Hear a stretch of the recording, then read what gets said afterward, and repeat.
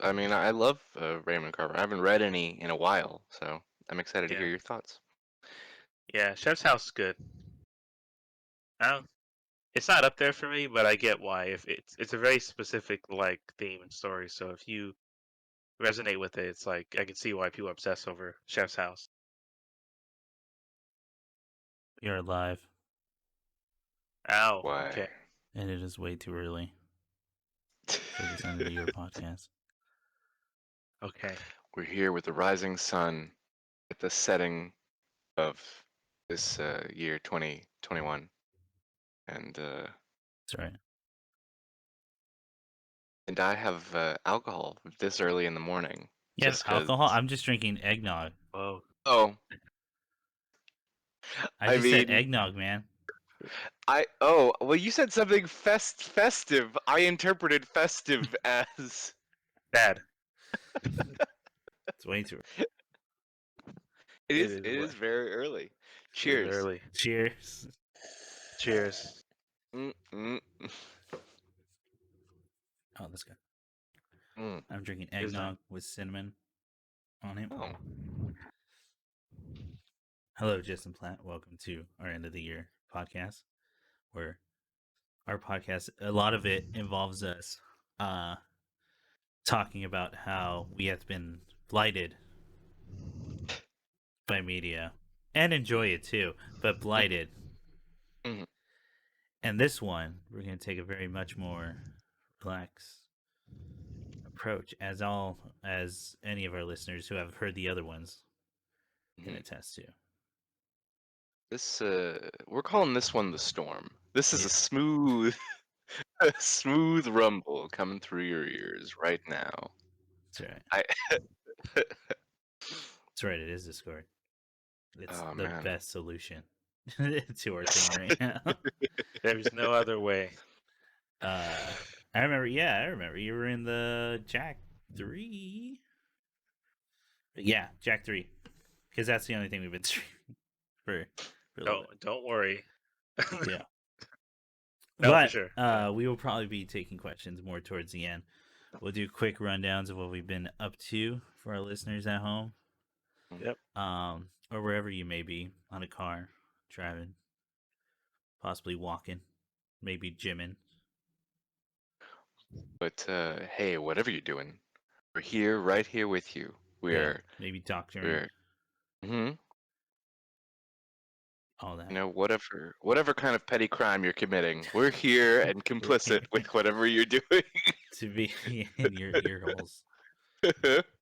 As a wise man once told me, it's important to report crimes and then Oh join them. man. Yeah.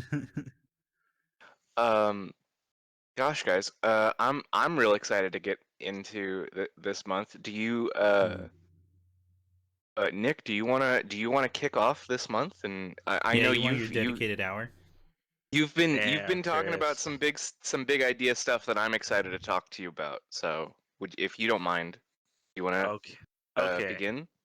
So I will only talk about two things because I know we're all on tight schedule. So What's that? I'll keep it. Everyone's on a Y- tight schedule, so I'll state the two things. This is true. Ian does have a heart out. Yeah. Mhm. So I'll stick to It's the his first fault we one. streamed this early, by the way. If we had it my way, it'd be way later. Yeah.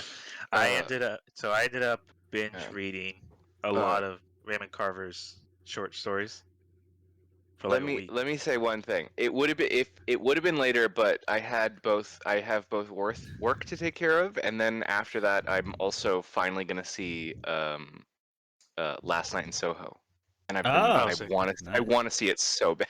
I don't know why I thought you were going to say, "Oh, and I'm gonna go visit my mother out of state." I don't know why I would think Oh that highly of you no, and that you would no! do the right thing. Look, she's not going nowhere. She's Yeah, fine. yeah, no, she.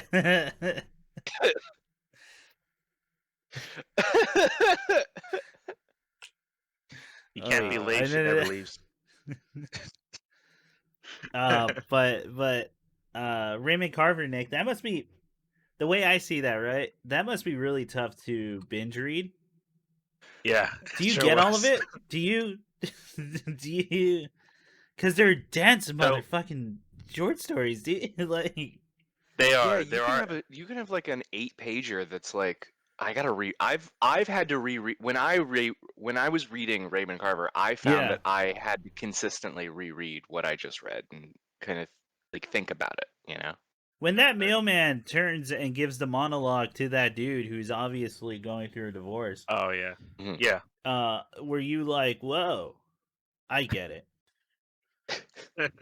I was like, it? man, he When needs to be those paid two more. hunting buddies revealed their dark impulse, like, were you like, oh yeah, I guess that makes sense too.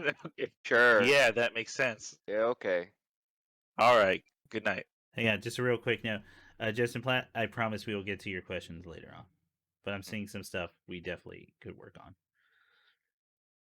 Yeah. But Nick, There's Raymond only like Carver. yes, there's only three. I will say that are my favorite out of all his. Even Okay. though there's like yeah, Out of the but collection you there- read. out of the collection, also like some stuff that again like random audiobooks people made. So Mhm. I did that thing I always do where I read the book first and then I listen to an audiobook version of it Okay. to get like a full picture. Gotcha. And it's a habit that I ended up realizing helped me a lot. It's time consuming, but it helped me a lot understanding Yeah. some of the short stories. So I think me not understanding it, I think it just came down to me just not knowing that perspective or me seeing such a different experience for the first time through these Mhm. short stories. Mm, Because the Peacock ones, I think, stood out for me, where I realized, yeah, I had to read this. That one I had to reread like 4 times. mm, Where's the Peacock running around the house Okay. during the dinner table? Yeah. mhm, A lot of dinner table scenes in the A short lot of stories. dinner. He loves dinner. Yes. I mean, I think writers love dinner scenes in general. It's an Yeah. easy way to get a bunch of people to confront each other at once. Yeah, and It's who all have their own motivations and relationships to each other. Yep. So Oh it's a yeah. very you can do a lot of things with the dinner scene. Yeah, it definitely shows. Yeah. Especially what we do when we're talking about love. And Mhm. Mm, I will say my favorite was probably between Chef's House and Cathedral. Okay. mm, Uh, yeah, funny enough, the most popular ones. Though Mhm. I did say the first time I read Raymond Carver's short stories, my favorite was what we do, or what we're talking about when we're talking about love Mhm. and where I'm calling from. But I think with Cathedral, it was me just realizing what the blind man's supposed to represent to mhm, the husband. Okay. mhm, I think like it was the iceberg thing of me just taking it for the action of he's showing him what it's like to value things by closing his eyes Mhm. mm. and just being in the moment and feeling like the value rather than just seeing like what's in front of you, Yeah. Okay. which is Okay. cool. But it was also like I kind of just shrugged it off because I'm not really too into those kind of stories. So, but then when I reread it the third or fourth time and I started thinking about like the wife's perspective or bringing the husband over, I thought, oh, that's a really cool way to do it. Like it's a Mm, really unique way to show like that type of theme. So I Mhm. thought that was right. cool. And then with Chef's House, it kind of, I can definitely see where Murakami gets like this really distant relationship, like conflicts he gets in a lot of his books from Yeah. Raymond Carver. Because Chef's House like is the most like they're physically close as possible, but they're so distant like in their Mm, relationship. Mhm. mm. But yeah, no, it was really cool, and I'll probably have to do it again to get the full picture. But Yeah. Chris is right. I couldn't get the first time. It's I, so they're so fucking like they're so dense. Like I honestly can't imagine a person who sits down and reads Carver and just is like, "Yep, got it. got it. Yep, Did it. Fucking nailed it. there, It's all cool." there. it's Like, all it's all there. Yeah, yeah. I mean, if I would recommend if you can find the short stories that have audiobooks to read them first and then listen to the audiobook version, so you can just hear like I can imagine where that his writing style would play out pretty well spoken out. Oh yeah, I know Dean Mean and then two other authors Yeah. have like a bunch of short story audiobooks they've done for Raymond Okay. Carver. So like hearing the dialogue and where it's trying to go and like what it's trying to communicate, I think Yeah. clears up a lot of those scenes for sure. Mhm. Mhm. Definitely, And especially with like tone is concerned, and that could be a lot. oh, Of absolutely. course, you have to do that thing of like, whoa, that's how they interpreted that tone. What if it was interpreted a different This way, yeah. Exactly. way? So now it's the problem. Okay, so this is kind of where it's going, but Mhm. I thought it was something different. So, but it was also like it also lined up with my experience reading Murakami. Okay. Yeah, I What's wish I had the more to say right now, but I I'm know, very me too. tired, and it's been uh, it's been a couple years since I read Raymond Carver. So I'll ask you, like, what do you feel are some of the bigger through lines that like Murakami seems to kind of adapt to his style just based on what he said about his interest in Raymond Carver? yeah, It'll definitely come down to well, besides the open endings, Mhm. definitely the relation, like the way he interprets a husband and wife relationship, like going through a turmoil, or like just on that brink before a divorce Mhm. or before like Mhm. they part ways. Mhm. I think it's most apparent in Wild Sheep Chase. In Wild Sheep Chase, I think Wild Sheep Chase and uh Wind Up Bird Chronicle, where they're literally on the brink of relationships. One's a marriage, one is relationship that he just made, but then like it becomes clear to him and the viewer when she leaves at the house, with the sheep, Mhm. where Mhm. and then it's like, oh wait, she left him, but then like how? And then like you would read it again, you're like, okay, there's clear like indications of that happening. Okay. So yeah, I think that's what I got for like that's what I got from it. But yeah, Okay. Okay. uh, I would but yeah, argue. Oh, go ahead, go ahead. oh no, sorry, go ahead. I was just say I would argue the way Murakami handles his characters is probably most similar. Like that's the biggest takeaway I think he gets from Carver, Mhm. and just like almost seemingly not infinite, but like a high amount of like layers to each person that you kind of dig through, and you see peek out at different points depending on their situations, right? Mhm. Yeah, There's a lot of Carver. That's like a lot where the icebergs happen with Carver. Is just who these people actually are I, and why they I act like that. when I read Murakami, I definitely do feel like the characters of the story Mm-hmm. are always being kind of just uncovered an action at a time. Yeah, Like as they act out what is going on, you get a better and better sense of, oh, this is exactly who this person is. You know. absolutely. yeah. An example I can think of that is probably with Aomami and Tango, the main characters in 1Q84, Hmm. which is huge, just action first and then like personality second. Mm-hmm. Mm. Yes, Mm. yes, yes, Yeah, yes, yes. Books. No, but yeah, I'll I take get what you're that. saying. Yeah, Yeah. but yeah, I'll leave it at that for now, Okay. so I don't take up too much time. No, Good. okay.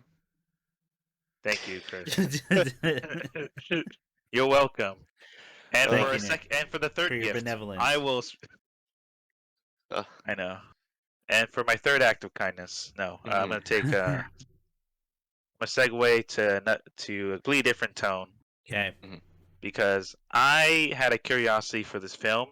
Chris had a morbid curiosity for this film, so I want to do a quick review to let Chris know that Mm-hmm. it's just as bad as he thinks it is.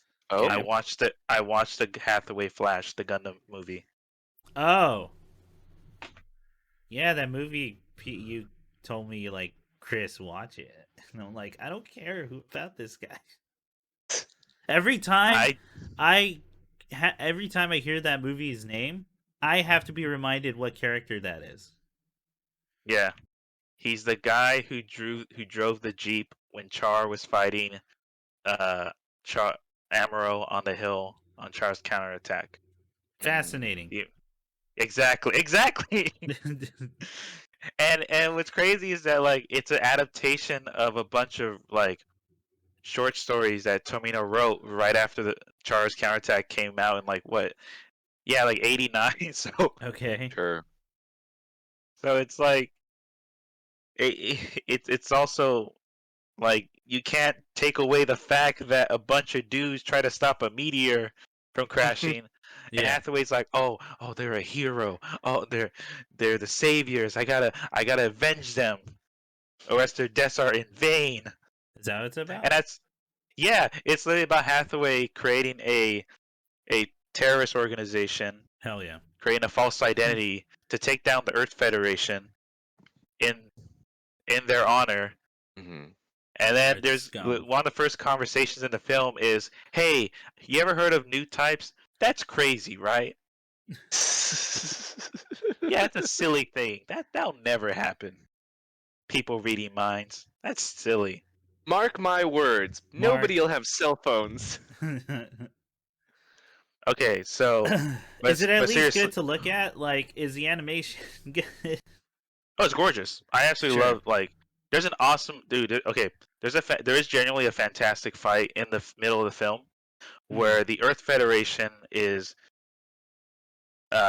trying to take down their hit on Hathaway. However, they get the wrong hotel. So Mhm. as it's literally this them going through the streets as the Gundams fight and tear up like the entire town. And Okay.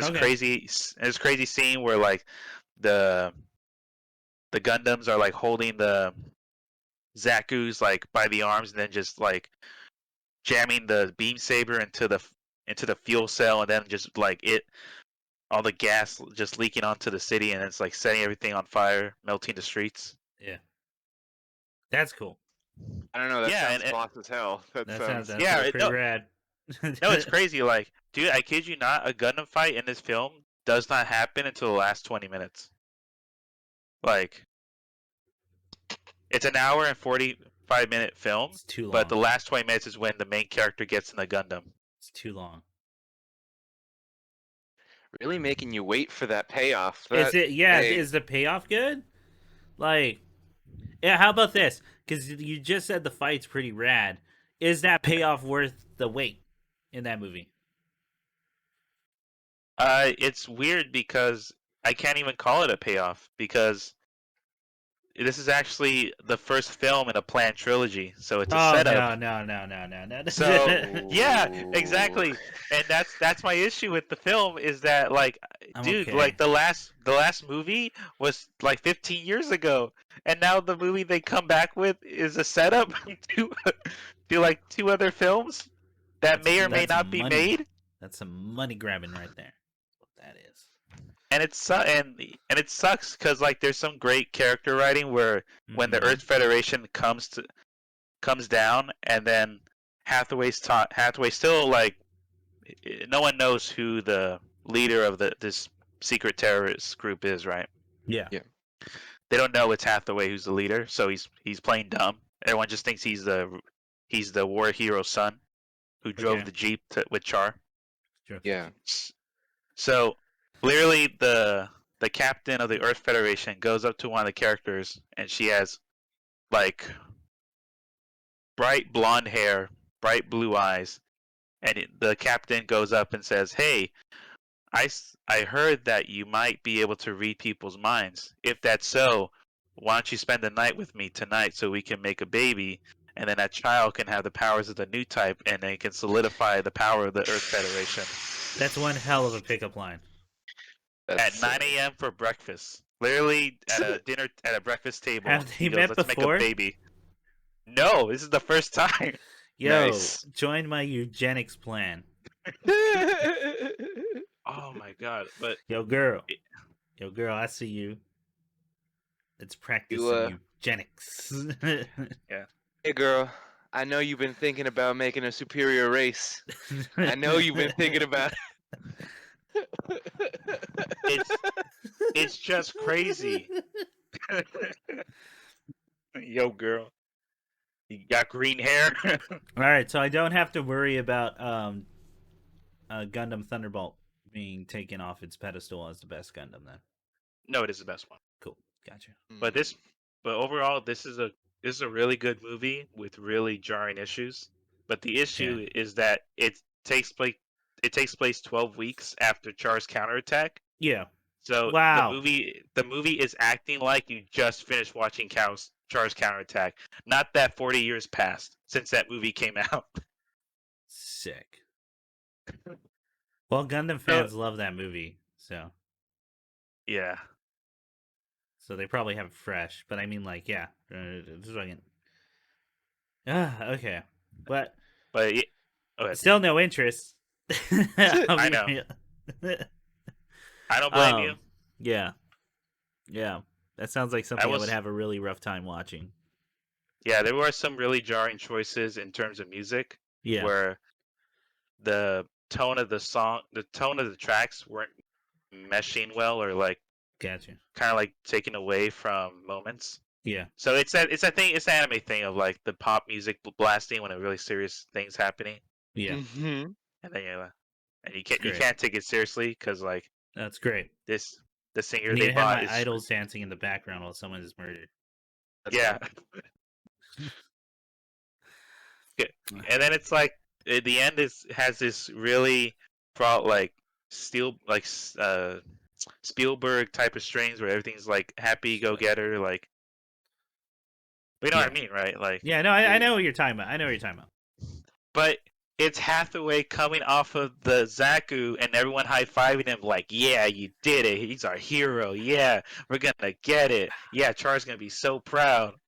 And I'm like, am I supposed to feel for this guy? Like, yeah, man, he's the protagonist.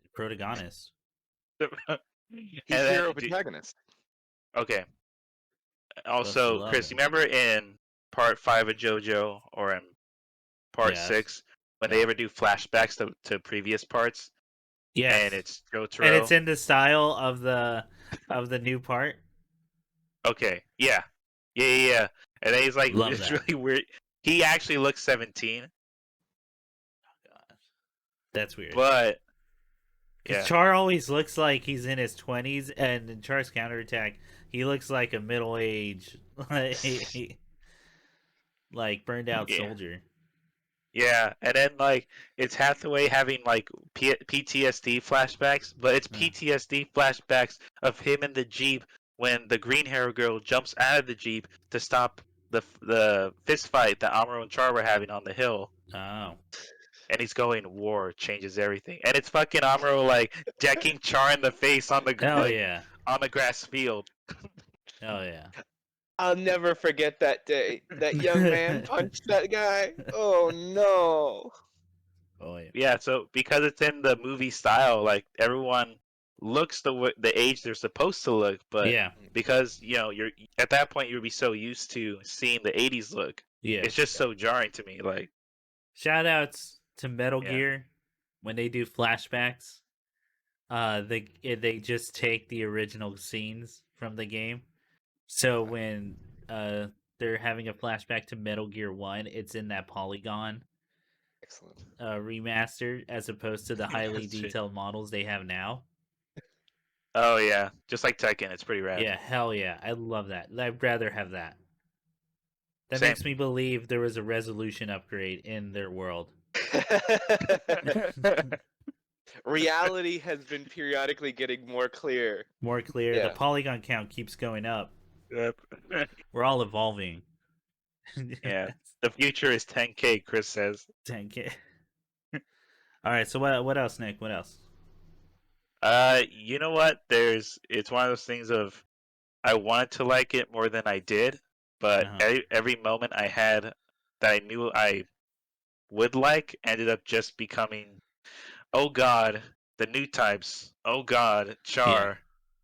Oh boy, here we go again.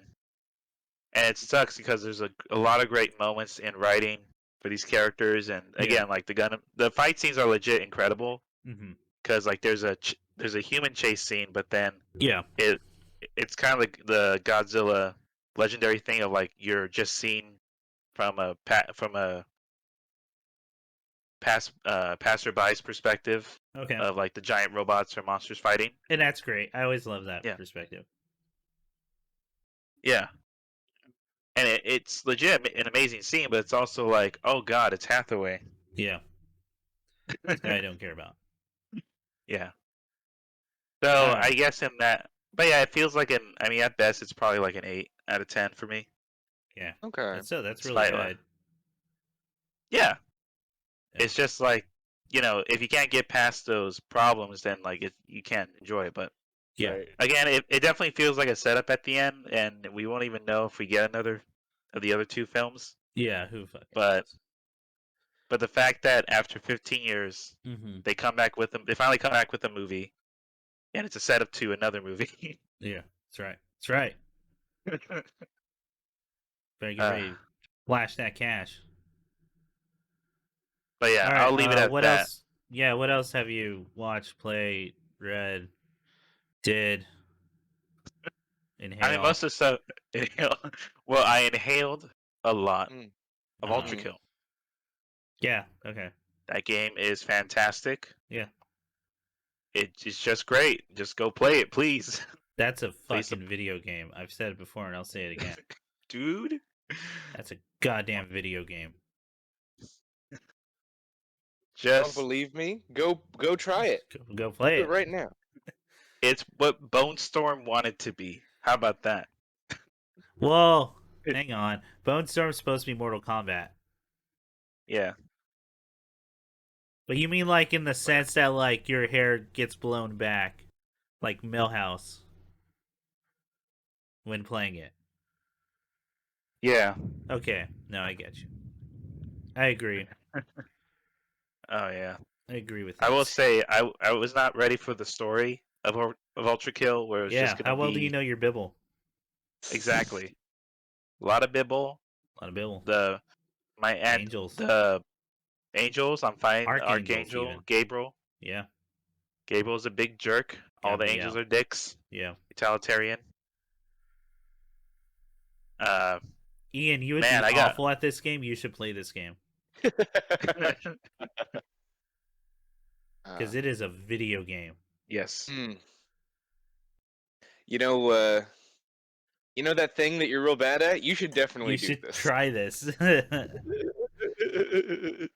What do you play on? You play it on the PC? Yeah, on PC for keyboard and mouse because first person Yeah. shooter. Yeah, it's one of those things of visually the blur. I almost got motion sickness from a couple times, so I had to take a break Oh, cool. because it's too fast. Like it generally felt too fast for me. Okay. Okay. Just get good. Get good. Just get could be a bitch. Yeah. Get better eyes, get a Yeah. better brain. Ian, this is a game I told you once about where you shoot a shotgun and the shell comes out, and what you can do is punch it, and that launches it at your opponent and it explodes. I do remember you telling me this because I thought that sounds fucking bananas. That sounds like That's a video game. some. Yeah. It's a video game. Yes. This is what our ancestors fought for, guys. Yeah. I don't know how to make it clear. Okay. It's amazing. That game's amazing.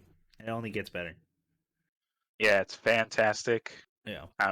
I'm blown away. It's still in early access. Like this is Yeah. early access. This is still not considered finished. Well, I don't even.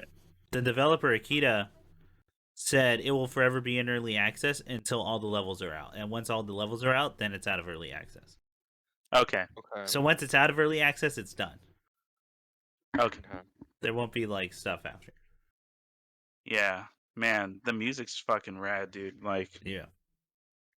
crazy drum and bass, and Mm-hmm. you can definitely tell some Guy shit, especially with the bosses.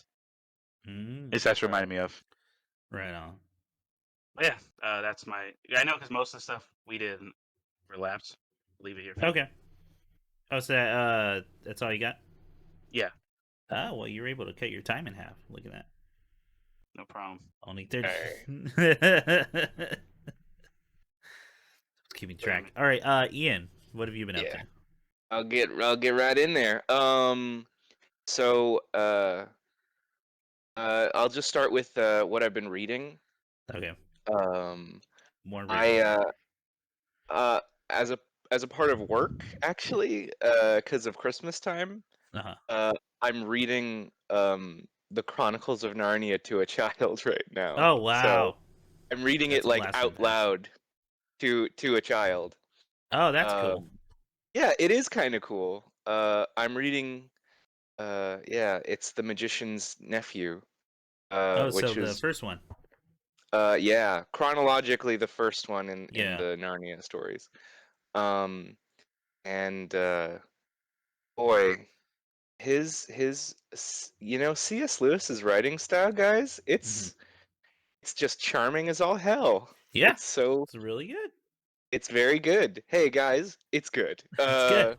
The guy who worked closely with Tolkien and But was their like, styles are so monumentally different. yeah, it It's was so like Tolkien. wild. You take too long. Yes. You And need you to need hurry more it up. Jesus in it. Get to the point.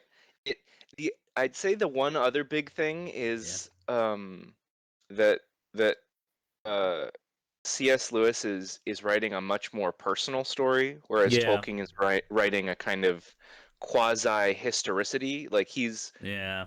like going for something epic and mythical, and Tolkien has so many no sorry, Lewis has so many fucking asides of like she wasn't that nice, Yeah, she went like that nice. just very bitchy little The comments. I battle really was so crazy and intense and hard to go through that I dare not write down what happened.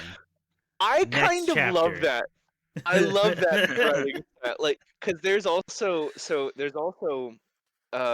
Diggory and Polly are the Yeah. main character of the story, Yeah. and there's at least been two instances wherein Lewis is like, and then they continued to bicker the way children do, and I'm not gonna go over all that, Yeah, I'm but a not few minutes gonna. later, You get it. get it? We're adults here. Yeah, no, I genuinely like C.S. Lewis a lot. I actually like him a lot more than Tolkien. Mm, mm. I read all those books in middle school, Okay. maybe elementary to Okay. middle school. Mhm. I had a collection of all of them. Oh, nice. And I wonder what happened to him. But yeah, big fan. I mean, I think I've said it before. The only Tolkien book I really like is The Hobbit. The book It's that his was most fun book. yeah, the book that was quote unquote meant for children. Yes, it's the one with all the poems and all the Yeah, fun stuff in it. Yeah, and I'm like, oh exactly. my god, the prose is so great to read. Like this book's a Yes. treat. Rather than A history and lesson. Bombadil begat Gadforth, and yeah, Yeah, that sort of thing. Um, uh, so that was really fun. yeah. I'm about halfway through the Satanic Verses by Salman Ooh, Rushdie. Ooh, ooh, Um, I'd had a copy of it for a while, and I'd just, been meaning to get around to it. It's a very long book. I think it's about I've always wanted to read it too. 600. And oh, well. he had a fatwa. He had a whole deal Yeah. for writing the book. So I thought, I might as well. What's the fuss? Um, it's pretty good. It's pretty interesting. I didn't realize how it. I thought that it was going to be a book very much steeped in the mythology of like Hmm. India Yeah. and kind of that part of the world. And it is. It's got a lot of that, but it is such a fucking British book. Like, Oh yeah. uh, I didn't expect. I guess it's been a while since I've read Salman Rushdie, but like his prose style reads as so very British. Like, um, in particular, I'm very fond of. Uh, in this book, he keeps doing compound phrases just as Yeah. like little run-ons. So like you'll get just for the hell of it, all typed as one word, or never you mind, all one word. Uh-huh. It's and so But that's how sometimes I've you had to. say it, Ian. That is how you would say. That is how you say it, just for the hell of it. Yeah. Uh, um, You think it's that old like, oh, I'm British and I've read the old text where it's all supposed to be spoken aloud, yes, like he's Chaucer. writing. He's writing in the Chaucer style Yeah. of. So well, I mean, and the words are beautiful. His Mm-hmm. writing style is genuinely very good. Yeah. Um, I would say, uh, if anything, it is exceptionally florid writing. Like, if you guys, uh, if you guys are looking to just get down to brass tacks, it is not C.S. Lewis. It is not. He is not doing a lot of. And then they went on in that sort of way for a while. You get the idea. Yeah. Anyway, but And then a uh, lion showed up, but it wasn't the and then lion. and the lion cried, and he was like, "I'm Jesus." Oh, uh, Worship me. Worship me. look at me. I'm sorry. No, Uh, Judas, what are you doing? oh no! Then the witch had her big devil wand, and she was anyway. Very good, Is very that how you very. read it to the child?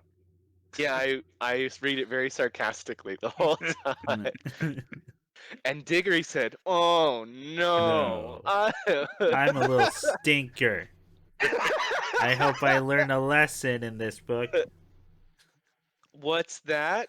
All my problems are magically solved through Christ? Oh, well, okay. I guess I thought there'd be more stakes, but okay. Uh, I uh, could read this book, or I could tell you about Jesus Christ right now. Sure.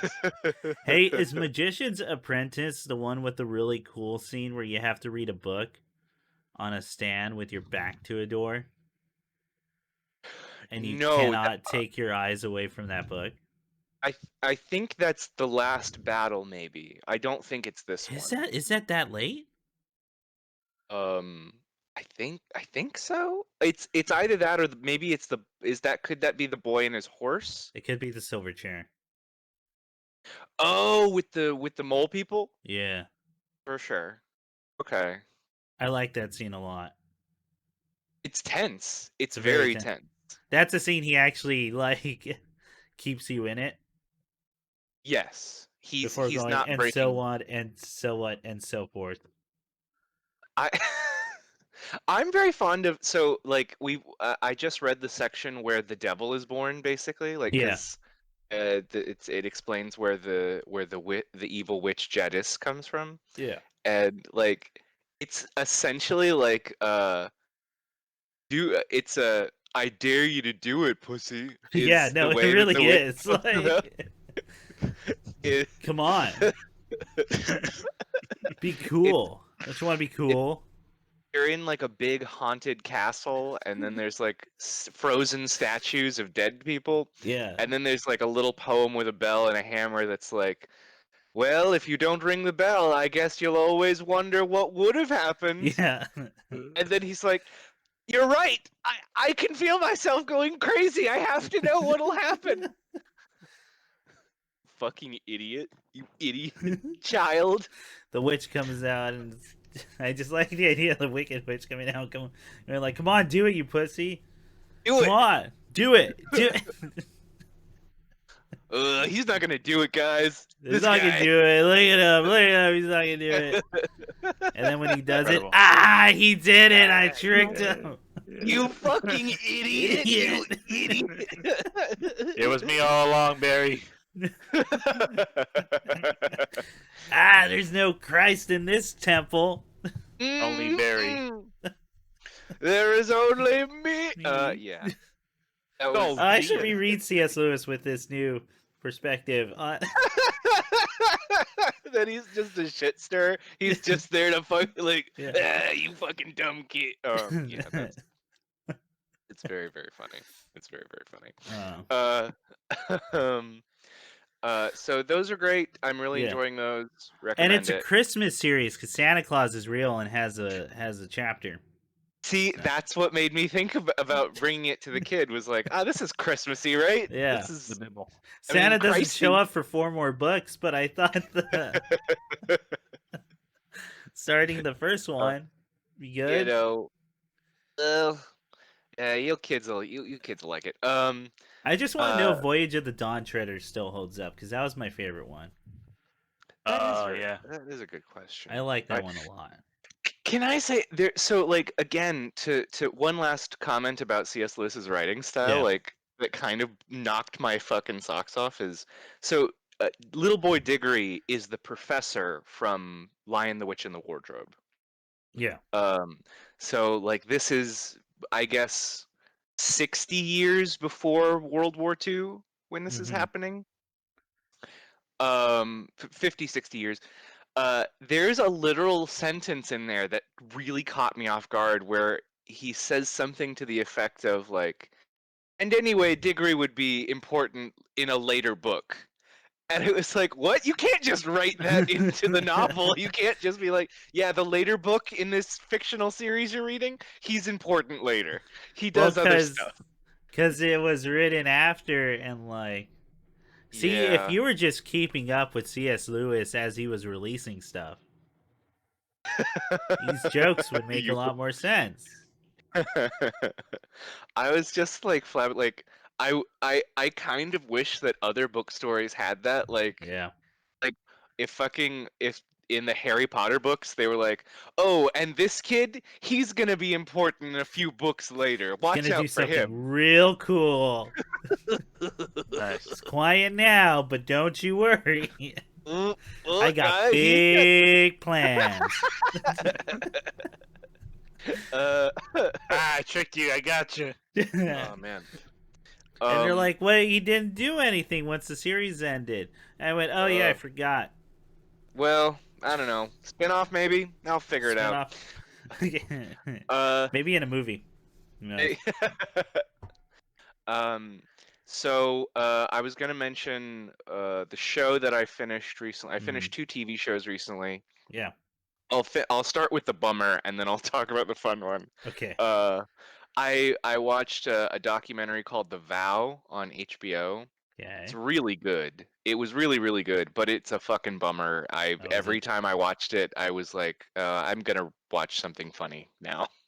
Um, it's really interesting. It was a documentary series about the Nexium cult out of Oh, upstate New York.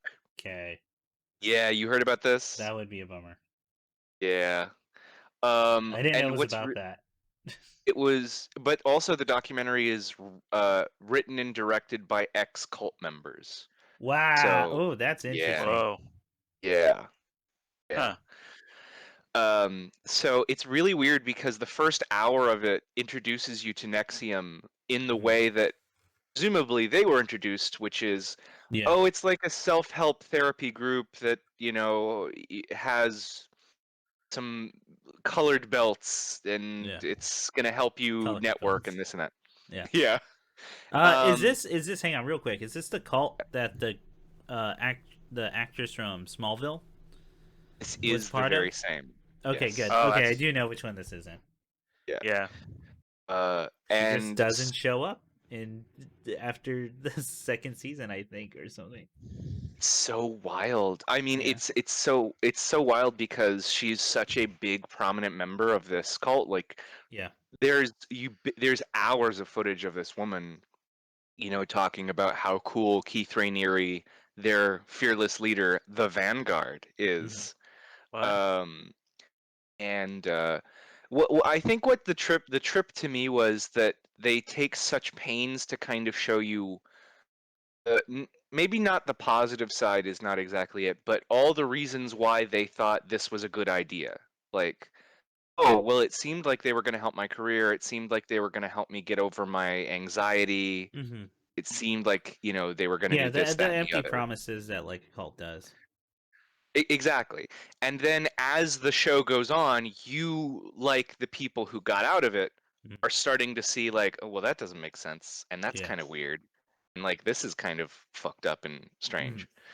Mhm. And then you eventually get to like episode 8 of 9 where uh Keith Raniere is in front of a group of people explaining like, you want to know why men hate women so much? There you go. And just like saying some real There you go. weird shit, There it is. Um, It's yeah. always that too, man. Like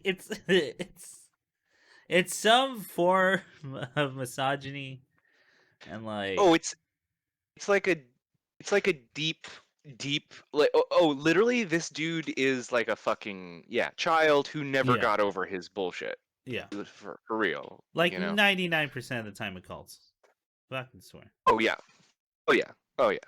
And I get the But reason why. I get the whole power dynamic thing. It's just that it keeps happening. And it's weird that it keeps going on, right, guys? oh yeah. Um, But I know we're not saying anything new to anyone who has gone through yeah, that. So. Cults are yeah. bad, yes. Cults are bad, guys. They're I bad. know that's a hot Misogyny's take. bad. Misogyny is bad. Not mine. Branding women, not a cool thing to do. Don't do that. Yes, Nick, you Please. are the Yeah. exception. That's why you should be joining the cult that Nick is starting. That's right. You should be forming a cult because you're the one who's got all the No, answers. you're right this time. What sucks is how right I is being right all the time. Even when I feel like I'm wrong. Yeah. You know what? I just keep digging deeper into my gut, and I just know I'm right. So the Val, any good? The Vow, it's amazing, guys, just to see Yeah. I might check it out. because the show then becomes kind of the legal battle Mhm. that the people who are surviving are going to go through to try and get their loved ones who are still in there out, trying to like deprogram Yeah. and break up the group, but also like not to get too deep into what Keith Raniere does specifically to some of these people, but like they essentially they charge him with human trafficking, sex trafficking. Like he is doing some real bad things. Also, real weird, I did not know this. Keith Raniere is apparently like the Nexium cult in particular, Keith Raniere in specific as a leader, Mhm. really powerful in Mexico apparently. He's got 3 first families who are a part of his cult from Mexico. The fuck? Yeah. That's new to me. Yeah, the cult went into apparently like Mexico City, and they kind of uh, cultivated and romanced a lot of like relationships with rich and powerful folks in Mexico. And Yeah. Keith Raniere, Jesus. So we all now know Keith Raniere's monster, who's accused of sex trafficking and human trafficking. Yeah. Yes. He then went into Mexico for a few years and said, I think I'm the one who can stop all these kidnappings in Mexico. Yeah. I'm the only one who can figure it out. Yeah. Um, Which is and another so, thing you see often with like cult mentalities, or even like a more contemporary context, like QAnon or like some far right conspiracy theories, where it's all about stopping sex trafficking, yes. and then they turn out to Yeah. be part of it, and or Yes. pedophiles. Yeah. Yes. Yes. We really need to stop these sex fiends and Yeah. They're bad. child perverts, which Yeah. is why you should give all your children to me. That's right. Just yeah. It's but I will say, you guys, it does have a good ending. I'm happy with the way that they conclude it. Hmm. Um, if I can, and now I'm gonna give like a stylistic critique, just Oh. one, which Okay. is they fucking kind of did blow the last 10 minutes for me, and this is Oh. not a spoiler. Yeah. So they have a normal resolution. I think they have a good place of stopping, Yeah. and then they keep going in a way that's like, well, let's see if they pick us up for another season. Maybe we'll have another Oh. season of Okay. doing this. And it's like, Yeah, that would bug me a lot.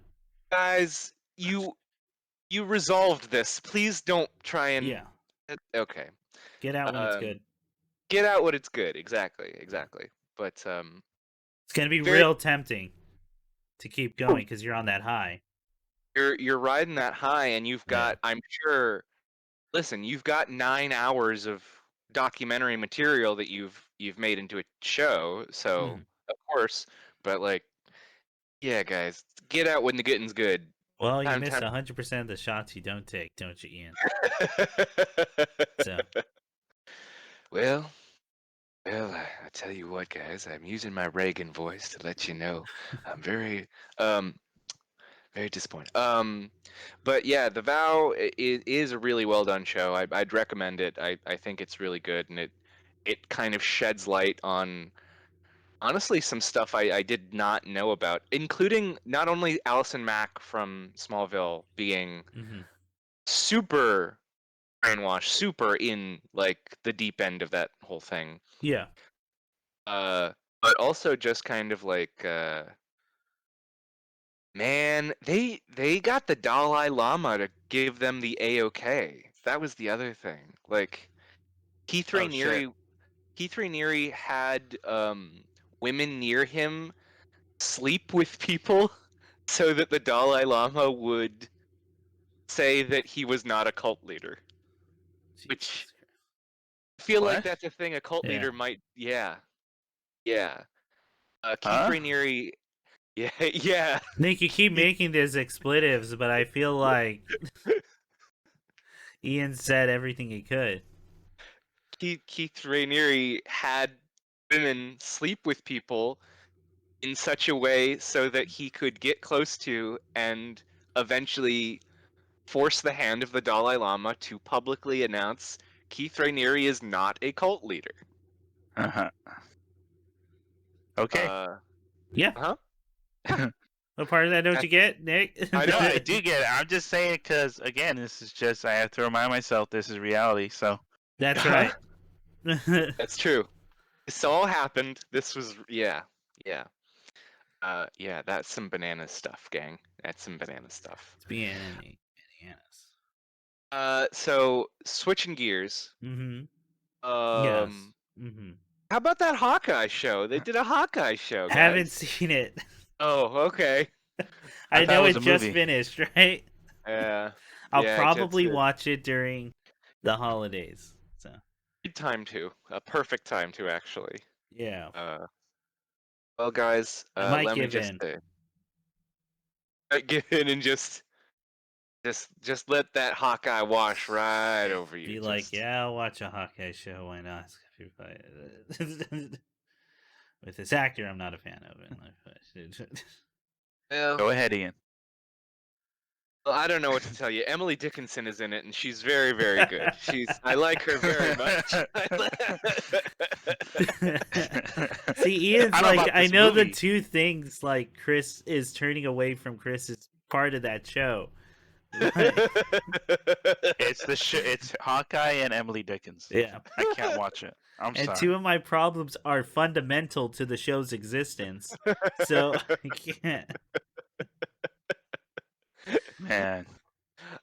You're just looking at the wrong part. I'm Look just at looking the at the wrong. other.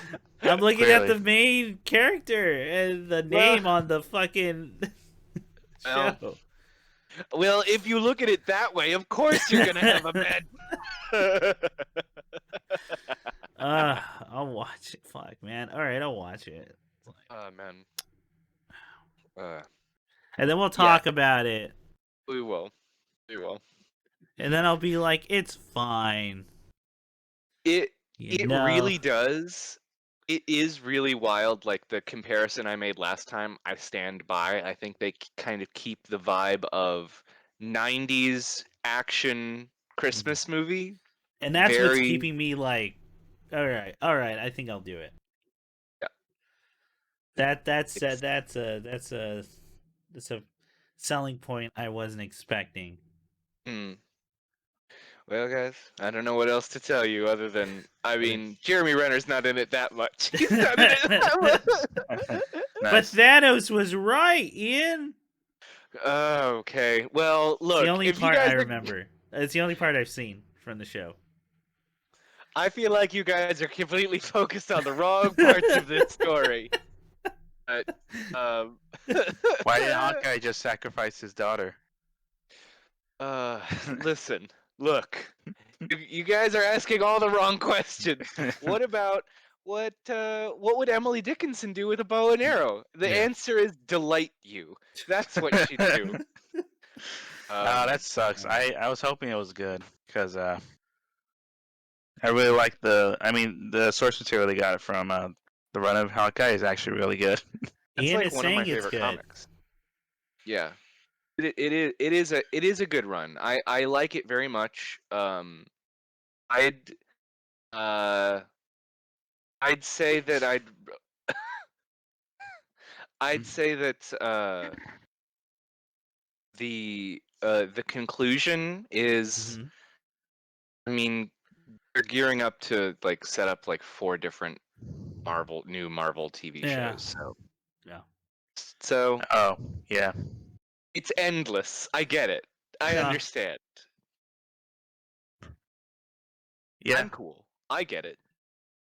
My Uh, hope is that I live long enough to see it end. That's a you hard see no. you see this whole thing die one day. Yeah. I'll make That's sure of my- that. No, I'm just kidding. That's my dream. I wouldn't it be strange if we actually lived through like this weird new undying media? That would be Is weird. that is that possible? Do you think that's actually possible in our Because it would mean lifetime? we see a media giant die. You know? Well, because I then mean, what's what? what? What? What? Oh no, I think there's a delay. My bad. No, I was gonna say, well, yeah, because like then what's the next step? Do you take from another Nothing. franchise, or do you There's nothing? All nothing right, after Chris. death, Nick. Clearly. Wait, what? We die with it? Its desiccated body No, fertilizes the ground, yeah. and Yes. and a new crop of TV shows spring up from its body. Okay. Um. Okay. All And right. then it's Well, we'll Bongo Comics' turn hell yeah. Finally, for multi-universe. real shit. We're gonna get Life in Hell, the animated series, Series. finally. Oh my goodness. It would basically just be Itchy and Scratchy, It right? would just be itchy and scratchy. It would be it's what's happening now with Simpsons. Yeah. Um. So Yeah. okay, one last thing, and we'll jump over. Okay. When so as you guys know, I got like real sick, had a real Yeah. bad stomach bug. It sounds like And you're better if you're drinking eggnog and Alcohol. alcohol in the morning. I made a terrible decision. I'm dying. It's the final shot, said Ian. This is this Happy holidays. when I finish this drink, I'll die. At the end of this podcast, I die, and my body desiccates into the ground, and a Yeah. new host grows up from that spot. Hey, real question: Um, how open are y'all to dying during the What? recording of the podcast? Oh. Wait, what? very, very open. Very open. Very, very No, open. can see it. Chris. I don't want to. No. Nick, Ian and I are game. Like what? No. Oh, We're you just team talked players. about. Yeah, because look, I Care love about the calls so much. integrity of the show. Look, if we're gonna talk about calls, we just gotta die like one, you know. We just gotta, we gotta do it. Oh my god. I think yeah, that should be how the very last episode ends. We all chant and we all drink together, and then we all die. We all just die. Yep. And then like some whistle music or like some steamboat music starts playing. Yeah. So I'm thinking of like the Eric Andre thing and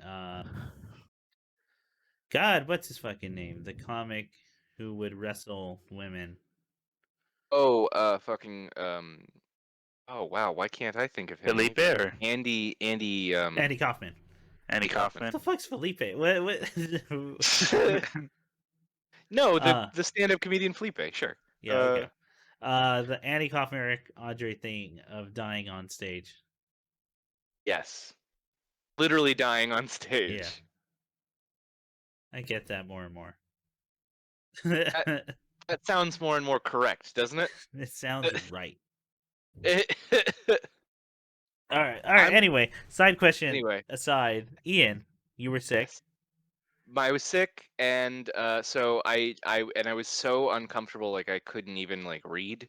Okay. So I played video games. Oh wow.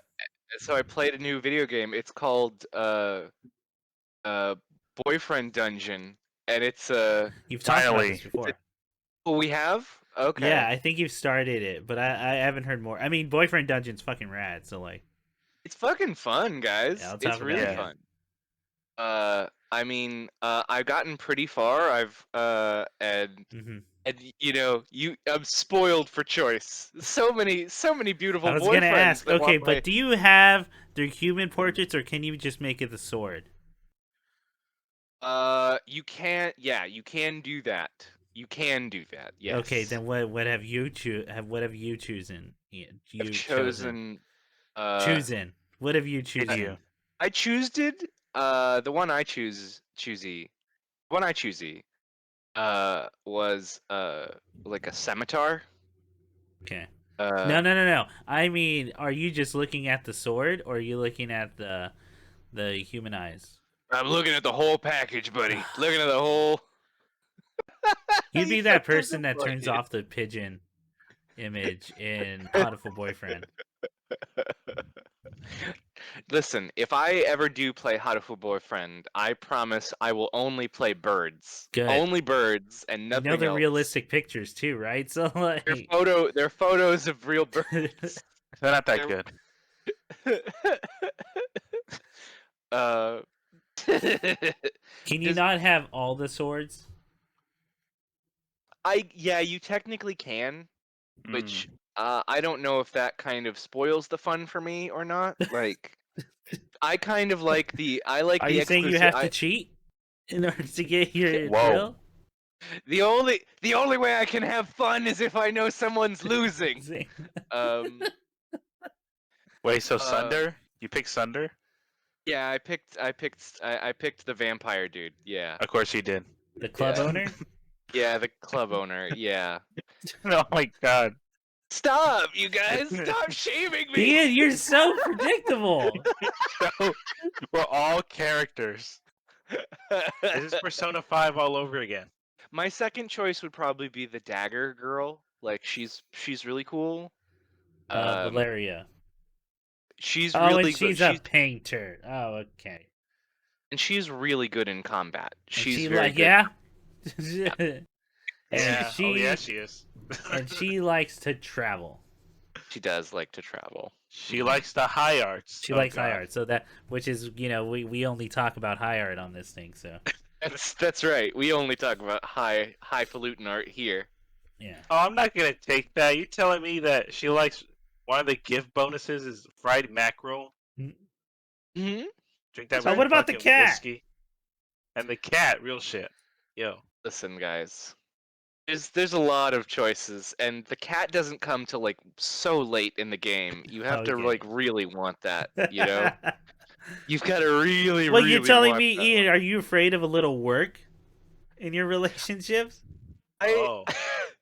I just Whoa. feel like I'm in a comfortable thing now, and you know, I'm not gonna jump ship to some other guy this late in the game.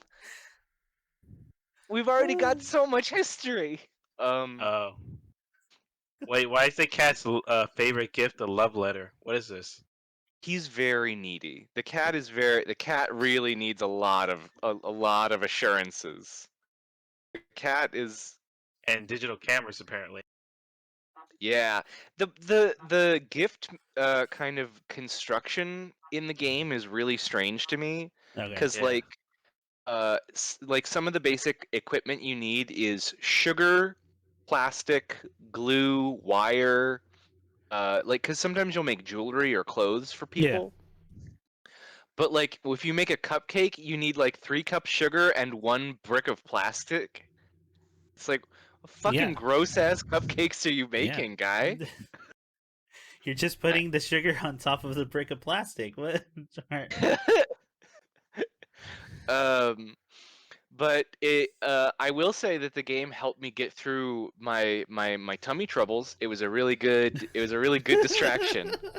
I really did enjoy the dungeon crawling, and you also get. It's also really interesting because the dungeon aspect of the game has like a weird Silent Hill element in Yeah. that like all the monsters are projections of your own psychological fears. Okay. Uh, Of like so yours you fight personally, or like? the characters Oh, okay. personally. Yeah, it would have been more Yeah. fun. You're right. If all the monsters looked like my grandma, that would have been more fun. Uh, Does that scene in Bill and Ted 2, Bill and Ted's Bogus Journey, get you?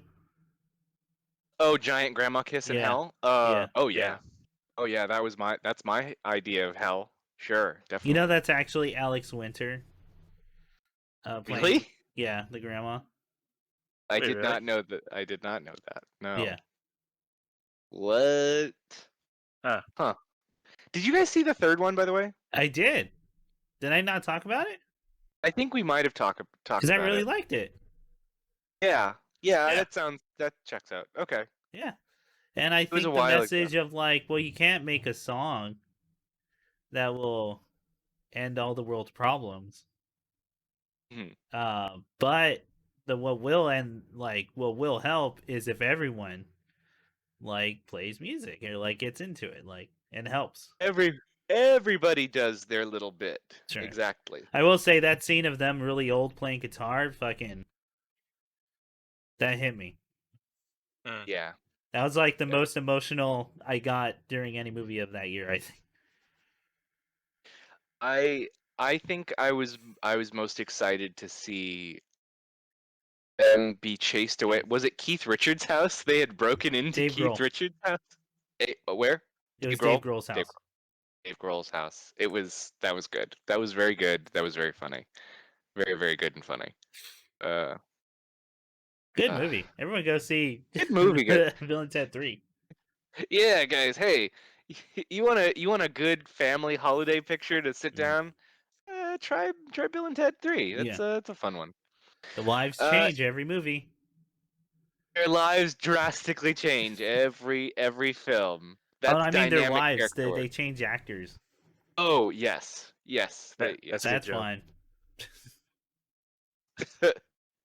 Remember when you um, call our young daughter Bill? Yeah. Oh, you want me to get into? I have a real like. I have a more in depth interpretation of that movie, but I'm not gonna do it here. I feel like I've done. okay, It'll be a longer thing. Well, okay, real quick. Good night. Oh, yeah, go for it. I think it's about burnout. It's it's a generation based on rebellion, specifically Gen X, and them just not accomplishing what they wanted to do with that, and Sure. leaving the next generation with those problems. Quite literally, you have to save the world. Yeah, And so the best thing you can do is give them the best chance they can in order yeah. to do that, and let them take the way now, take the lead. Because their Well, kids know yeah, way more about music than Bill and Ted do. yeah. Bill and Ted kind of coasted for a long time off of Yeah, just riffing. yeah. Yeah. And they are much more. They know way more. They're better musicians. Although I Yes. would argue that song at the beginning's fucking fire. I don't know, the one with the throat It's a singing. fun song. It's a fun song. It's a fun I one. was like, hell yeah! I Those was, people at the wedding don't appreciate. They don't appreciate noise they, music. That's what's up. they don't they don't get what real music is. That's clearly. right. It's great. No, it's a great movie. Go watch the movie. Hmm. And what else, Ian? Okay. I Uh-oh. would say that that would be my month in Okay. in a nutshell, guys. Then That's me. I will ask you a question before going into mine. Sure. Have you finished and have you caught up with Amphibia and or Owl House? Shit. No. No. Fuck. Sorry. I'm probably going to be able to do it this weekend We when I need to go talk see about my those mom. shows. We need to talk about how good they are. Well, go ahead. Let her rip. I Right. mean, No, you I can. got to get into the writing, but it's spoilers, so we have to do a spoiler Okay. cast. Okay. Okay. I How will do far are it. you in Amphibia? I'll just ask that. I'm probably like 9 episodes in. Okay, I'd never say. mind. I was about to ask a question, but I think that's way later. I mean, that's way earlier Okay. than when something happens. So, Okay. yeah, it's specifically about a character that I really like. I- Okay, yeah. So those those will be taken care of. I Alright. mean, all we have to do for Owl House is agree that Hootie's the best character, Oh, he and absolutely is. everything they Yes. say and or do is the funniest are the funniest jokes on on Owl His House. his grotesque body horror just existence Yeah, is very good. yeah, Very, very just his mere existing in this show is good. mwah, stroke of Doesn't genius. Is what it is. doesn't doesn't Hootie kind of make you think of he strikes me as an Invader Zim joke. Yeah, Just like I get that. this weird one-off that we just keep justifying, Yeah, and that it gets he worse and worse and worse the more we this thing think that about should it. be a one-off joke, but is a main character in this show. Exactly. So Exactly. there you go. Okay. So let's see. What have I been up to? I haven't watched much. It's been a very busy month. For those who don't know, we launched our demo for the game I'm working on, and it's been a lot of that. Getting stuff ready for crowdfunding. Mm. Um, so I think there's still a link on the channel below us. So everyone go check that out. That's Underling Uprising. We have an itch page and it's free to download and it works on PC and Mac. And hey, I'm the narrative designer for that shit. So Nice. I can talk about more. It's been very busy on that end. Let's see. So the stuff I've watched that comes to mind is in response to a problem I have Mm. or that I'm trying to Mm. address. And I think I've stated it before on this podcast in that I do not like the holidays. A lot of for reasons that I can only sum up as the past 5 years, except 2020 being an exception that I'll get to. 5 years before that, the holidays are, especially around Christmas time, are by far the busiest and worst days of the year. Mm-hmm. For a multitude of reasons, that's mostly because of my jobs that I had at the time, and those are the busiest days to work on, and they are the worst to be doing those kinds of jobs at, as well as seasonal depression and all that. Mm. So I always hated the holidays. I was a curmudgeon. I was a real Scrooge, but without the money, and I wish I had the money Mm. so I could justify it. No. So last year was the first year I didn't have to work on the during the holidays. And what I tried to do was make them a little special. So I learned how I finally cooked something I always wanted to cook, which was a rib roast, and which I will be doing again. And so what I'm trying to do is trying to stop hating the holidays as I Okay. can to actually Mm. enjoy them because I don't want to be doing that. I don't want to be spending my energy hating this time of year and making Sure. it just exceptionally worse than it has to be. Mm-hmm. So what do you think one of the steps of that would be? I Besides the imagine. the holly jolly and all that. You jerk it. Yeah, well, you nailed it, Nick. You no. All right, good night. Oh, cranking it down the chimney. Just jerk off on in down the chimney. Yep, Damn. that's right. You Well. so besides trying to be friendlier to family, because what Mm. I've been trying to do is watch Christmas specials again. Oh, okay. So what have I watched so far? A lot of the Simpsons ones, because why not? Because Okay. I already know those. Sure. We watched Mickey's Once Upon a Christmas, which I have not watched since I was a child.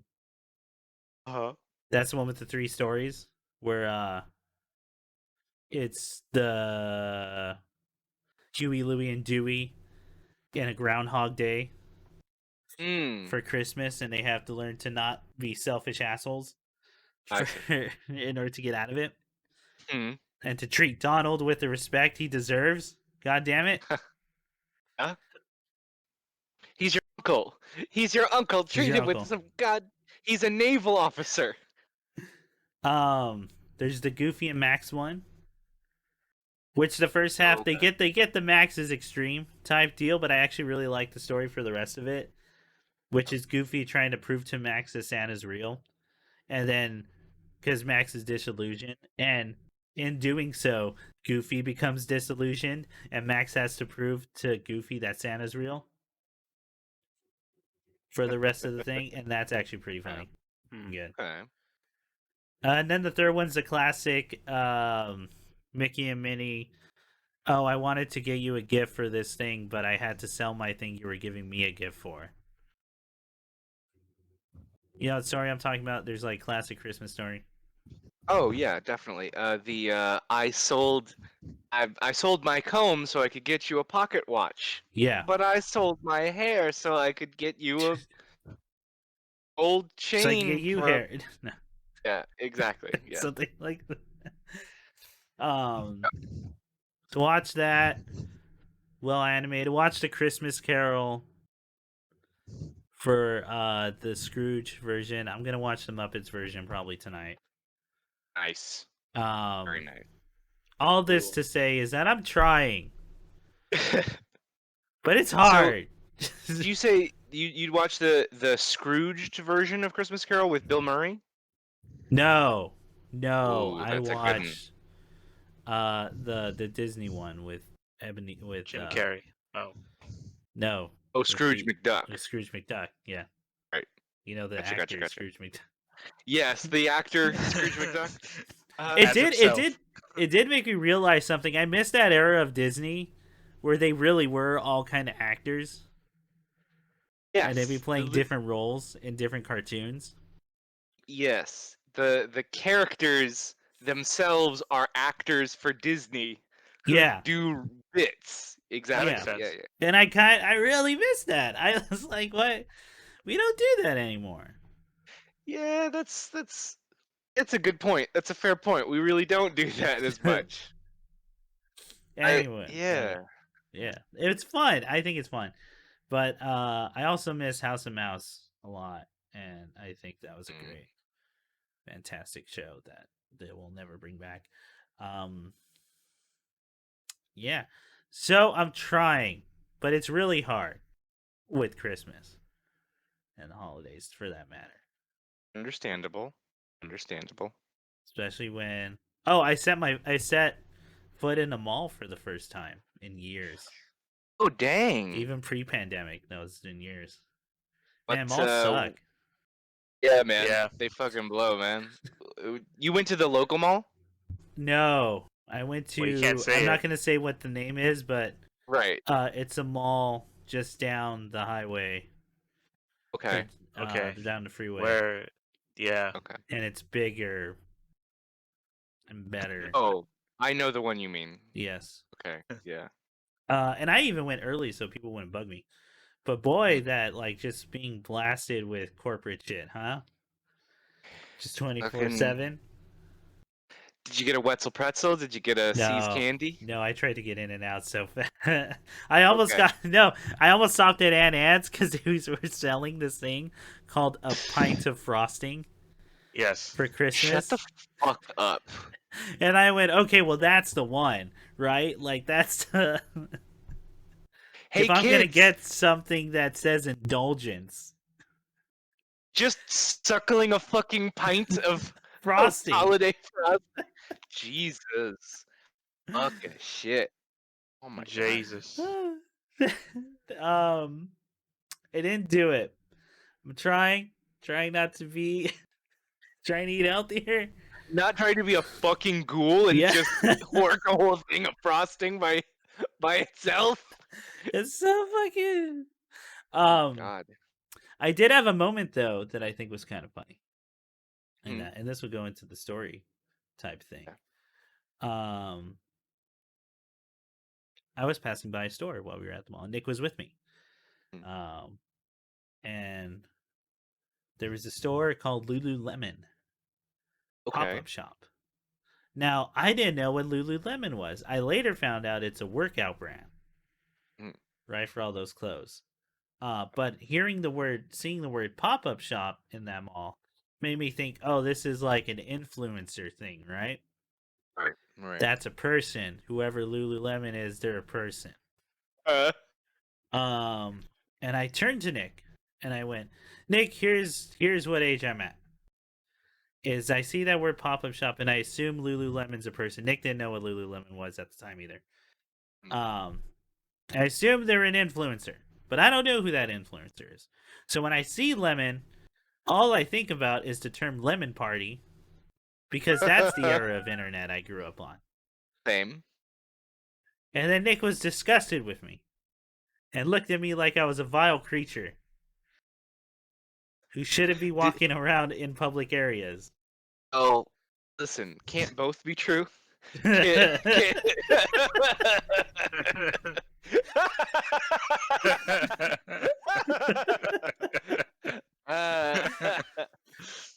But Yeah, Ian, just now I watch- ask you, what did you think of when I said the word Lululemon? moms that do yoga. Damn I it! So kind of you already knew it was a brand. associate that with like women who do like hot yoga and So you already knew it was a workout brand. I'd known that it was a workout brand, but when you said lemon party, I immediately remembered my childhood. And by the way, did you happen to this is somewhat related. Did Yeah. you guys happen to see Shoji's good news for Yes, I did. Christmas? I watched it all. Uh if you guys really want to stay informed, be sure that you look out for the lemon party online. Yeah. There And then started showing up everywhere, Ian. Oh man. It's a good episode, by the way. It gets into what good news actually looks like. Well, and And I it's was, not. It's kind of boring, isn't it? it's kind of boring, but I mean, I thought the Kukulanji people, that whole Yeah. story, that's big news. I That's thought like a victory. Is what that is. that's huge swaths of land back to Yeah. native folk. Rad. That was really cool. Yeah. Um, Again, but we've talked praises. Excuse me, about that channel. They're doing. Cody Johnson and Katie Stoll and all the writers are doing amazing work. yeah, some real good material. And also a warm bow. A warm So you bow. know, And we get down to the mystery of warm bow. where does warm flesh come from? Where this Whoa. warm flesh. Okay. And no, it's warm blesh. Warm flesh? Yeah. Ugh. Yeah. See, it's Ugh. way worse. It's somehow worse. Yeah. Uh, So as you okay. were. Besides Christmas specials, Mm. what have I know I've watched a couple things. Did I talk about Southside? I feel like I have. Little bit, yeah. Yeah. And I tried it out. It is really, really fucking funny. It's Really real fucking funny. There are characters in that show that I'm like, I totally would have written that if I were just smarter and more and betterer. No, but there's really it's really fucking funny. Okay. Did that. Have not watched Nightmare Alley yet, even though I want to. Same. Have not watched Spider-Man because fuck going to the movie theaters. Yeah, right fuck now. that. I still working on Disco. Maybe a game of Okay. the generation. I don't know. It's really good. And You see, there's a new update. the Polish language one?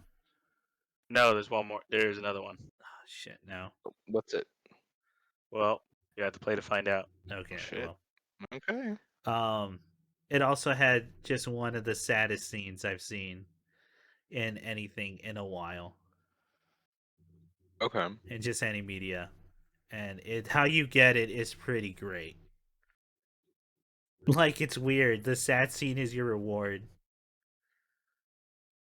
and it's a fucking bummer. It's such a bummer. All the voices in the thing are telling you this is really depressing.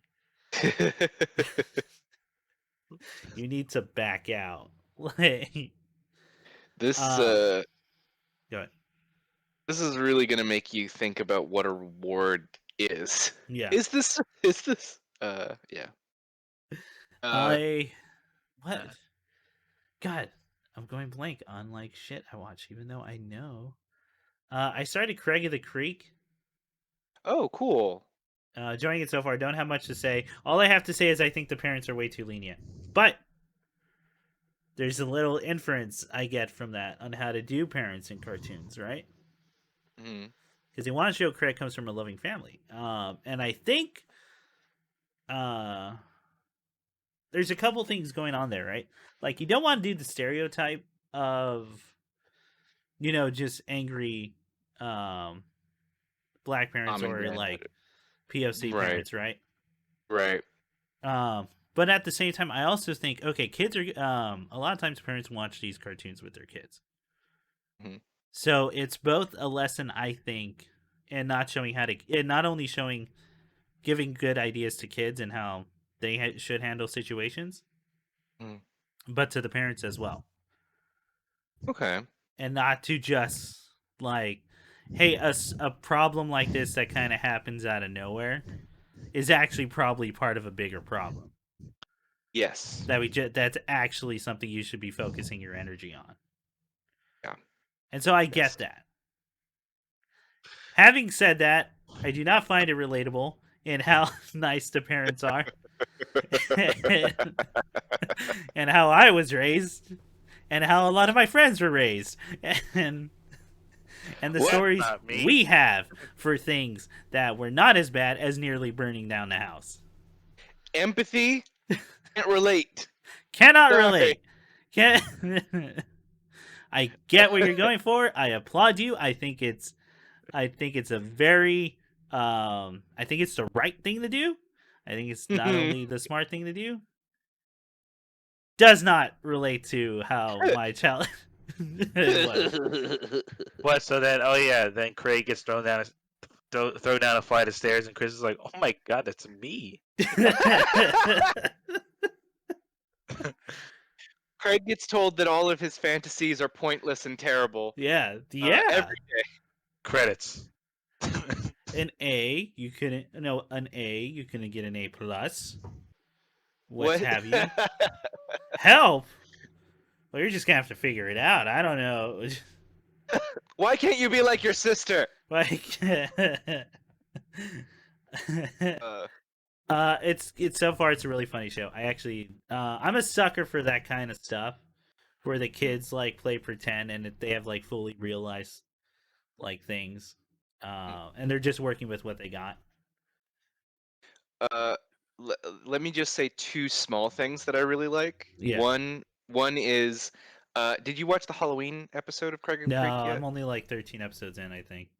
I love the costumes that his parents choose because Okay. they're so temporally they're both 90s. It's like Yeah. clearly, oh, these are people who grew up in the 90s. Cool Okay. cool references. Yeah. Other thing that I think is kind of fun is they've picked up two podcasters to play the Witches of the Creek. If you Oh, is that when true? you get Oh, is that who plays them? Karen Kilgariff and Georgia Hardstark from My Favorite Murder. The Ah. Whoa. yeah, they play very very close teenage girlfriends. Yes, they're very, very good friends who hold they're hands and whisper things It's to each such other like friends do. You know, it's- and You hang know. out in the woods. yeah. It sucks when you friend zone your cousin.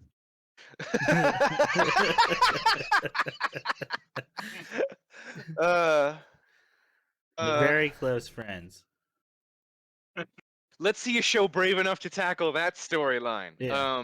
Yeah, Oh, yeah. I just watched an episode recently, Mm.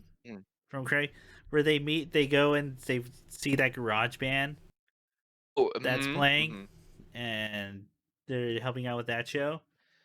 And all I can think of is like, man, I wish someone was way easier on me for music, like they are in the show, because playing music over here, all the people I knew, we were fucking assholes to each other, and we're very mean and trying to show each other up.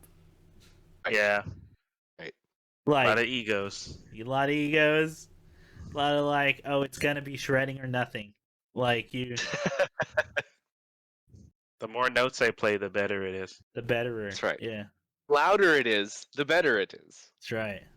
Man, man, man. Anyway, Yeah. watching cartoons makes me realize I wish my childhood was a lot nicer to Well, everyone. in cartoons, we can live out the dreams we, live out never the got. fantasies. Oh, We can what? I had that in class once. There was like, oh, they were talking about like, oh, this one character that went through this thing. I was like, no, wait, I went through that thing. Wait, that's bad. Oh, oh no! I after the fact realized maybe I was traumatized as a child. That's why I don't Ah. share in class, because then it just becomes really sad. Have you explained to people in class the whole fallacy of, oh, that doesn't seem realistic? Yes. Oh, it's Yes, I so have. fucking wild when you have to explain like reality is filled with things that sound bullshit. So Yeah. like, what do you mean sounds realistic? You Yeah. know?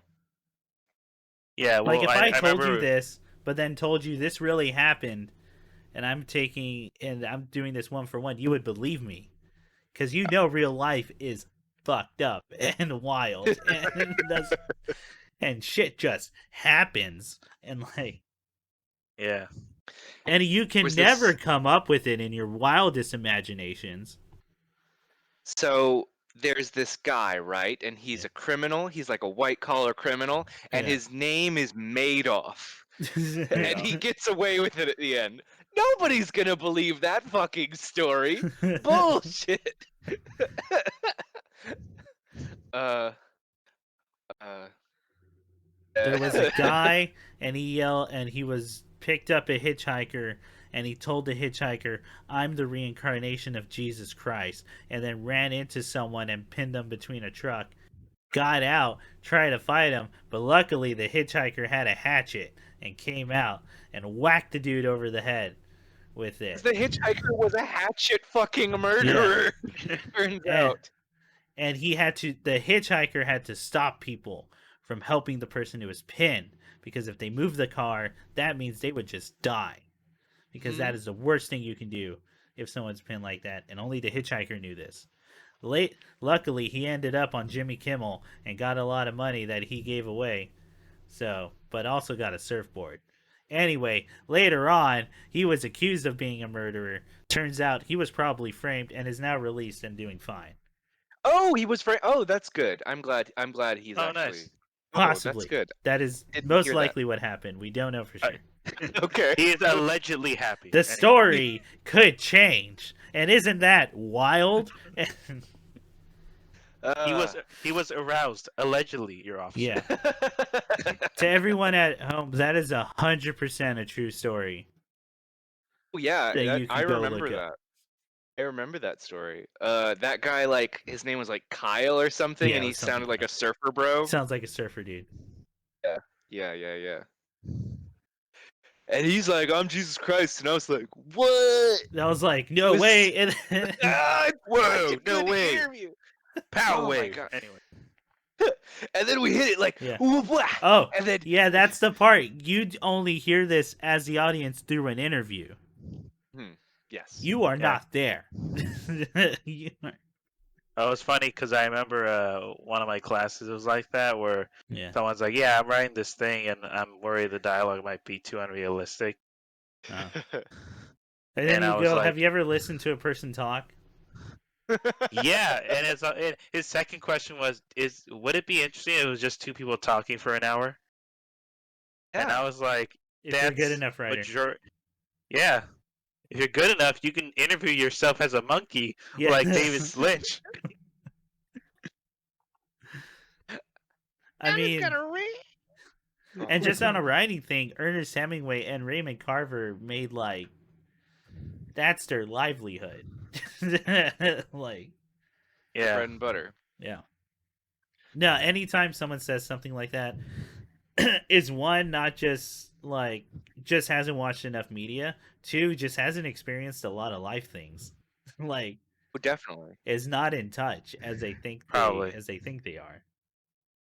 If you're worried about like serendipity in your story or Yeah. too many coincidences, I highly recommend that you just take time to actually look at true crime or like news articles from Yeah. life. Mm-hmm. Like the number of times that like some shit happens that are you think 1,000,000 to 1 would never happen. Like Mm-hmm.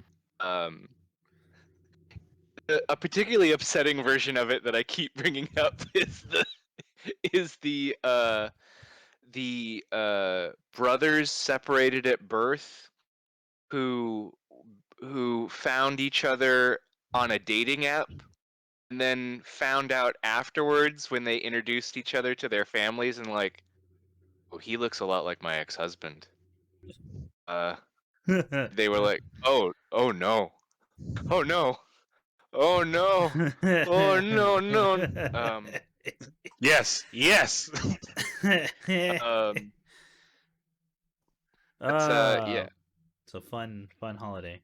fun holiday show, holiday show, guys. The banger. It's just that episode of Community, uh, Oh my god. where you find out What? two of them are cousins, and like the last 5 minutes of the show are dedicated to someone going, "Hi, I'm the writer of that show, and I would like to. I'm the writer of this incest episode, and I would like to explain a few things." Did you know that first cousins can have families with very minimal risk of birth defects? Yeah. I was only asked that if I wrote this, I would come out and identify myself at the end of the So, episode. Now that I identify with. Uh, you know, it's wild. It's like the best part of that episode is the it's oh, the it's so reveal funny. at It's the end. very, Yeah. very good. Yeah. All right. Oh, man. All right. Well, that's all I can think of at the moment of things I've done. Just because, again, Mhm. it's been a very busy month. So we'll take a little bit of questions I saw in the chat. That's good. Next, great. What up? I want to watch Spider Man. The new. Yeah, we're gonna try to watch Spider Man somehow. None of us like going to the movie theaters. Well, Ian does. But two, I we're not gonna go to the movie theaters like anytime soon. At least Nice. I can think of. don't expect to. Yeah, real If bad out there. so, So we will yeah, try. We will find out somehow. Let's see. So a lot of these questions are just have you watched? Have you watched Kung Pao? Yes. yes, very It is good. very good. I feel like there's not a lot to say about Kung Love Pao Kung other Pao. than if you haven't seen Kung Pao, go watch it. It is one of the funniest movies ever made. Yes. It's a comedy film that moves at such a fucking rapid pace. Yeah. Here's one nice thing I can really say about Kung Pao is sometimes when I'm watching a comedy movie, Hmm. you get an act 3 lull. Like Yeah. it gets you need a little bit of you have a break in the comedy because act 3 is a lot of like, narrative work. Hmm. Fucking Kung Pao just never lets you rest and No. is funny the whole time. No. Why Is would it not very, be? very funny. Yeah, and to speak to that, I actually am of the opinion that like 99% of all comedy movies are not good. Just because there was one in oversaturation, especially in the 90s and like 2000s. Yes. Um, and most are just don't work for movies to be funny for an hour and a half to 2 hours. And No, I mean, when they are, it works out really well. Like yes. becomes memorable. Clerks, a lot of Kevin Smith stuff. Um, I mean Mel Brooks, just all his Oh my God, yeah. master doing it. But again, those movies were shorter. Like Yeah, you really don't want to overstay your welcome with yeah, a especially with a comedy. comedy. Yeah. Um, what was it? Even Ted, I think goes on way too long, even though it Mm. has some moments. Uh, So the teddy bear movie? Yeah. yeah, and then God, I'm trying to even think of good ones. Great Anchorman's comedy. fantastic. Anchorman's fucking a perfect comedy. It's Yeah, very, very good. Anchorman Very 2 good. is just like there's good jokes in there. Don't get me wrong; it starts off really strong. Um, but yeah, also just not as funny as Anchorman 1. Yeah, not the same magic, Yeah. certainly. But there are jokes. There are. I Uh, mean, but you don't want that to be said about your comedy movie. In yeah. that there are some jokes. Yeah, you don't want to be like a collection of individual ideas that Yeah. work because that's not a movie Yeah. anymore. You know? What are we doing? Um. Anyway, Kung Pao's great. Never let up. If you haven't seen Shaolin Soccer, that's also one of like a kung fu comedy that I can think of. But is it as good as Shaolin Soccer? I think Kung Pao's funnier. I've watched Shaolin Soccer more though. Yeah. Okay. I think I like Uh, Shaolin Soccer as a movie more. Okay. Maybe you know what? I have to rewatch. I love Shaolin Soccer though. you know, I haven't watched this movie in a very long time. Yeah. As I'm trying to think of like, oh, a funny movie from the 90s I really liked. Yeah. Rush Hour 2 for some reason Rush is the Hour one that 2. Rush Hour 2 is my favorite of the Rush Hours growing up. So it's definitely the best Rush Hour. yeah. And I don't know why I really loved Rush Hour 2 as a kid. So maybe I'll rewatch Rush Hour 2. Rewatch the Rush Hour series. There Chris you Tucker go. was right. Get out of the business while you're on top Oh hell yeah. Kept Hell it yeah, real. Chris. and Really, stay out. really. Like kudos to him. Uh Nice. Let's see. What Little Vampire movie? Wow, I haven't seen that since I was a child. Same. I don't think I've seen Little Vampire since I That's the was. one that go to Scotland, right? There's like vampire cows, correct? Yeah. Well, because they eat cows. Right. Because a vampire vegetarian is someone who drinks cow blood. Correct. Yeah. And was it Jonathan Lipnicki? Was it the fucking kid No. Yeah, from yeah. It's yeah? Jonathan Lipnicki as the main character. Okay. And fuck, hang on, let me see. Who's the dad? Yep. Oh, they remade it as an animated thing. Oh. 2017. Nah, I'm not gonna watch that. Huh. Who's the vampire dad? I remember there were some uh cool like designs and all that. So was it the dad from The Nanny? is it Richard My like Grant? Hang on, alright. hang on. What? Who is that? Okay, no, that's the Richard Grant's the evil vampire. Okay. But who's the hot dad that the mom's trying to? Fabio? Is it? It's Fabio. I want it to be Fabio so badly. Is it Jim Carter? Jim Carter. Can you place that for me? Where do I Oh, know they said Jim Jimmy from? Carter. Oh my god. He was in Transformers. Oh. Uh, Shakespeare in Love. Downtown Abbey. He's Oh. Mr. Carson. Oh, okay. Well then I know who that is. Okay. Okay. Okay. I just remember that scene where he gets the giant neon cross, then he grabs it, Yeah, she was and rad. he's like, ouchie, ouch. Because for love. It was all for love. What else? Oh, Oh, Anna Popplewell is like the sister. Wow, there's some interesting. Some Yeah, good Narnia. acting That's in where I there. recognize. They're in the Halo 4 movie. Oh, what? Forward Unto Huh. Dawn. Oh well, they're in the. Shit, I never watched the Narnia movies after Chronicles. Like I never watched after Lion Witch or Wardrobe. I haven't watched Prince Caspian or The Voyage of the Dawn Treader. Were they any good? I felt like they were all diminishing returns to me. Shit. And Voyage of the Dawn Treader is like the second one, the third one, right? That's right, and that was the last one I made. That sucks. I I like that one so much. I mean, I like that think book. it's really strange just because I think that like the Narnia movies never bombed. Yeah. It just kept doing less good. Okay. Okay. True. Because the first one I enjoyed, but I was like a child or like watch. Yeah, I remember being pretty young when Yeah.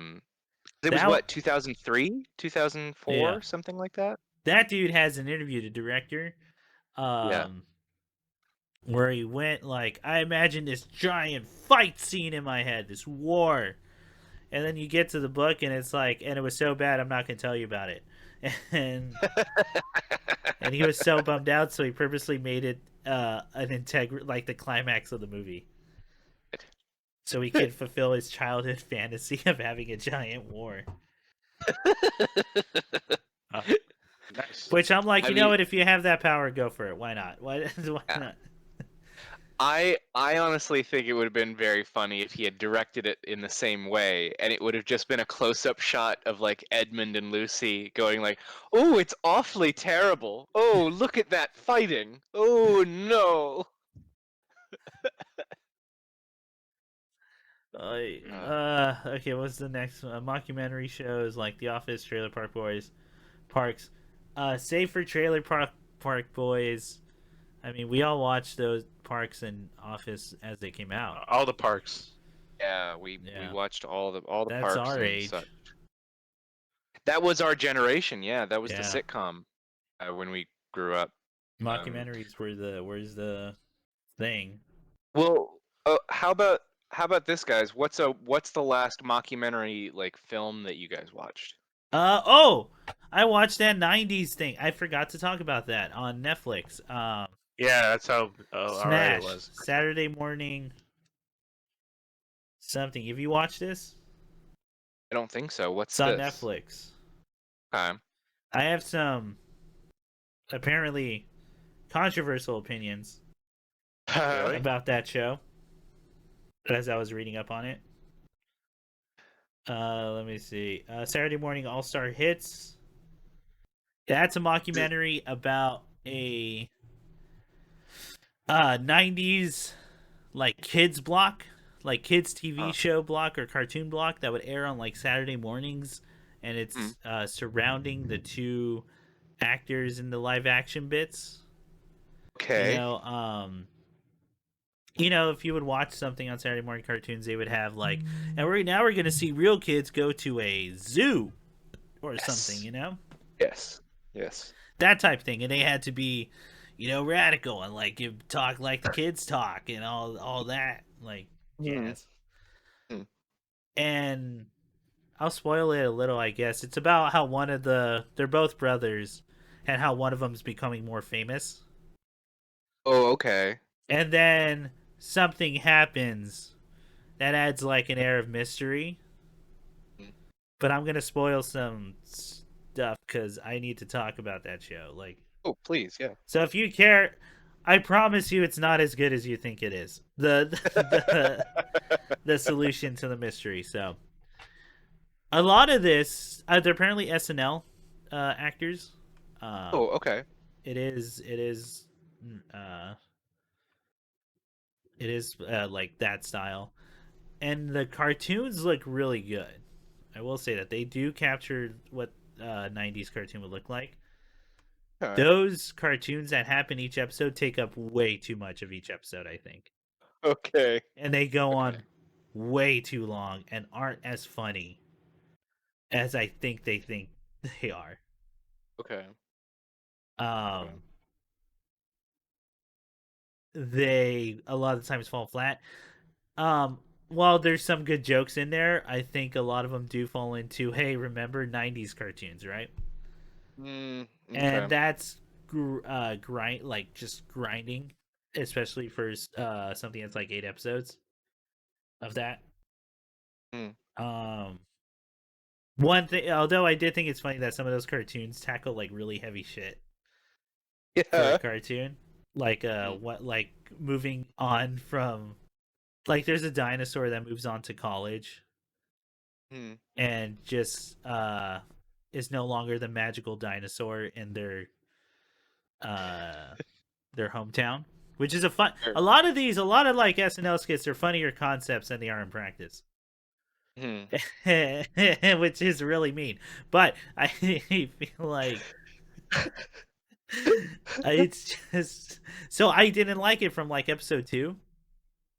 Okay. And I was like, I have to keep watching, and that was because of the live action bits. Because they were Right. putting this mystery, I'm like, okay, you know what it comes off real quick? Like they're trying to do a sort of Wham City thing. Okay. So that's the level of kind of like twist or like messed up thing we're talking about here, right? So they're Okay. like, oh, I would have to pay attention to stuff, get little details, and like maybe infer something deeper, right? Mm. They start doing that real badly, real quickly, in that you can see where a lot of these relationships are going immediately. Again, they're not as funny as they think they are. Right. Um, and the quote unquote like the hook, the mystery Mhm. is revealed all at the end. It's not at all satisfying Mm. because it just there's this third party that once you hear the third party, oh, some things make more sense, but now some random clips that had showed up just aren't like, okay, it's not as important as I actually think they are. They just exist. Oh. That's lame. That's too bad. And it's incredibly disappointing. Um, and you can see it a mile away. And there, it's just like, it's how to do it. Here's why I'd recommend you check it out, Ian, because maybe I'm crazy on this. Sure. Watching it because I do see people liking it, Okay. and I'm like, I don't see it at all. Um, I think it's how you do that kind of slow drip and kind of having to infer more meta narrative, Mm. um, like Wham City and all that. I think it's how Right. you do it badly Oh, okay. and in the most unsatisfying. And we've said it before. Sometimes you got to watch or read bad stuff to know what not to do. Yeah, that's true. Um, and boy, I think this is a big lesson in that. Okay. I'll give it a look and Yeah, we could talk about it more in depth because I got a lot of problems with that show. okay. Okay. Definitely. Oh my gosh. Actually, speaking of the All 90s, right. can I mention can I mention one thing really short briefly that I Yeah, go for it. completely forgot about? When I was sick, I rewatched X-Files, Hell yeah. Fight the Future. Well, Um okay. that's the first movie they made. Yeah.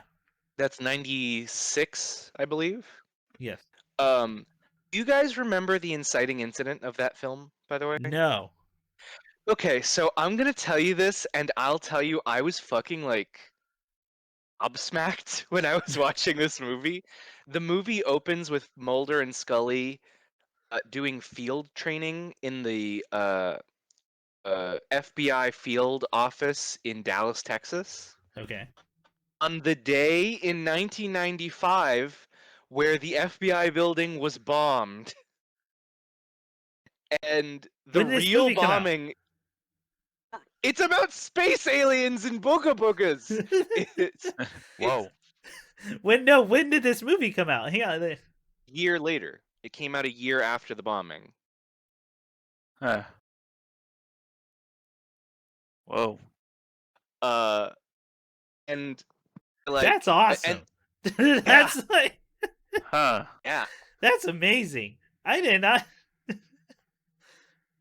and like a Huh. key plot point to the thing is like Mulder and Scully were there on the day, and they're like Yeah. 50 FBI agents, including one child under the age of 8, which again, that's true, Yes. died in this bombing. Uh, and then the entire thing is, it's actually a cover-up. Of course it Government is. bombed the building because those bodies were actually taken over by alien spores. And it's so fucking crazy, dude. Because I immediately thought like, well, this would not fly in just a few years. No, no, no. In Hang just, on. Hang on. You ready for this? You ready for my interpretation of that? Okay. Okay. I think this would work today with certain things. And do here you? and hear me out. Okay, okay. Hear him out. Scully's a crazy conspiracy one, right? I'm not getting that wrong. No, Mulder is crazy. Mulder is. Yeah. Okay. Mulder is your stand-in for crazy conspiracy lizard people did this accident. Right. Sandy Hook was staged type deal. Oh no! She would be that character. What? Dude. Because I immediately thought like, okay, This know would that be the either, and if you can land it, it's one of the. It would become one of the most poignant, like, reflections of our society. like I immediately Okay. when I was watching it was thinking like, if he did this in 9/11, people would crucify this man. Oh People yeah, would find Chris yeah. Carter and be like, "Oh, I made a movie because it is a false flag, you guys. There's aliens, and the steel doesn't melt." and I and it then a little bit of me kind of wanted him to have done that though. That's Like what I'm I. saying, man. And Oh my god. Mulder is the sane, logical one of going, no, this is just a tragedy. Like, yes, people caused this, but it's people, right? Like, Yes. which the whole point of that movie would then be it's harder to believe a person can do this to you. Yes. Yes. And it's Exactly. much easier to believe there's some conspiracy. It is not just easy, it is comforting. Like, Yeah. Yeah. Exactly. this is Ian, where you see insanity, I see genius. Oh man, I just wanted to say because Is the that rest of what the this movie, movie's about, Ian? I mean, the movie is then about sweaty gentlemen in alleyways being like, "There's aliens. You just gotta follow the money. There's aliens." But it's dude. Can I actually one last kind of musing I have Yeah. on the X-Files I've been thinking about. Um, do you guys watch the movies, the X-File movies that they made? No. Oh, No. I don't so even think I've watched the entire series. I've only watched episodes. Like, it's a good show, guys. I no, really I do know it's love on the the list of show. things just to watch all the way through. Like, Um, see what's up. so in 1996, you have Fight the Future, Yeah. and that's this one, and it's about basically bombing was a cover-up because there's a virus that is turning humans into incubators for gray aliens. Okay. That's the big spooky thing. The next one, I Want to Believe, came out in, I want to say way after the show was already over, like 2008, 2009. Mhm. And I wanted to compare two plot points from the movies because I thought that like it's weird that the X-Files kind of starts to change its relationship to conspiracy a little bit, I Mhm. think. Yeah. So in Fight the Future 96, 97, Mulder's informant, who's leading him down the alien path and showing him what he should be looking at. Yeah. He goes to the guy's apartment to find it being raided by the cops. Ah. He's like, "Oh, what's going on?" And the DC police are like, "Oh, it turns out he was a pediatrician who was a real creep. He kept dirty pictures of his patients. Fuck. And I, as a viewer, immediately, along with Fox Mulder, was like, they're trying to silence the truth tellers. They're, they're like, but that's like the attitude someone from the '90s had, right? Yes. That's like Yeah. clearly this is bullshit. The government's trying to cover it up. Um, whereas in the 2008 2009, I Want to Believe, Yeah. you have what's that really funny Scottish comedian who was in Muppet Treasure Island and Billy Connolly. Billy. Billy Okay. Billy Connolly plays a disgraced priest who is in a rehab center for priests who have done that thing priests weren't supposed to do. And the the one of the plot points is that he is Mulder's inside guy in that story, who is getting visions that are going to psychically answer Mulder's questions. But like, I just think it's really interesting in that, like, from 1997, 1996 to Mhm. 2008-9, you have a very different relationship to the idea of like the discredited uh informant. Yeah. It's like in 1996, it's not even a question. Clearly, these accusations are bullshit. The government is just trying to throw mud and silence someone who's a good man doing something good. Mhm. In 2008, it's like, oh no, this guy is a piece of shit. He is Yeah. human garbage who happens to know a secret that I need to uncover. Yeah. Um, I don't know. I feel like that's like possibly a reaction to things in some way. Like there's an evolution of morality that exists in the X-Files. Okay. I don't know if I have a deeper message there other than like I think that Chris Carter actually did kind of adjust his like barometer for what is Yeah. normal and what is correct in the stories, Yeah. as far as like, so I don't know, maybe he wouldn't have done 9/11 as a false flag if he still had a TV show. I don't know, but um eh, We that's don't know, I Ian.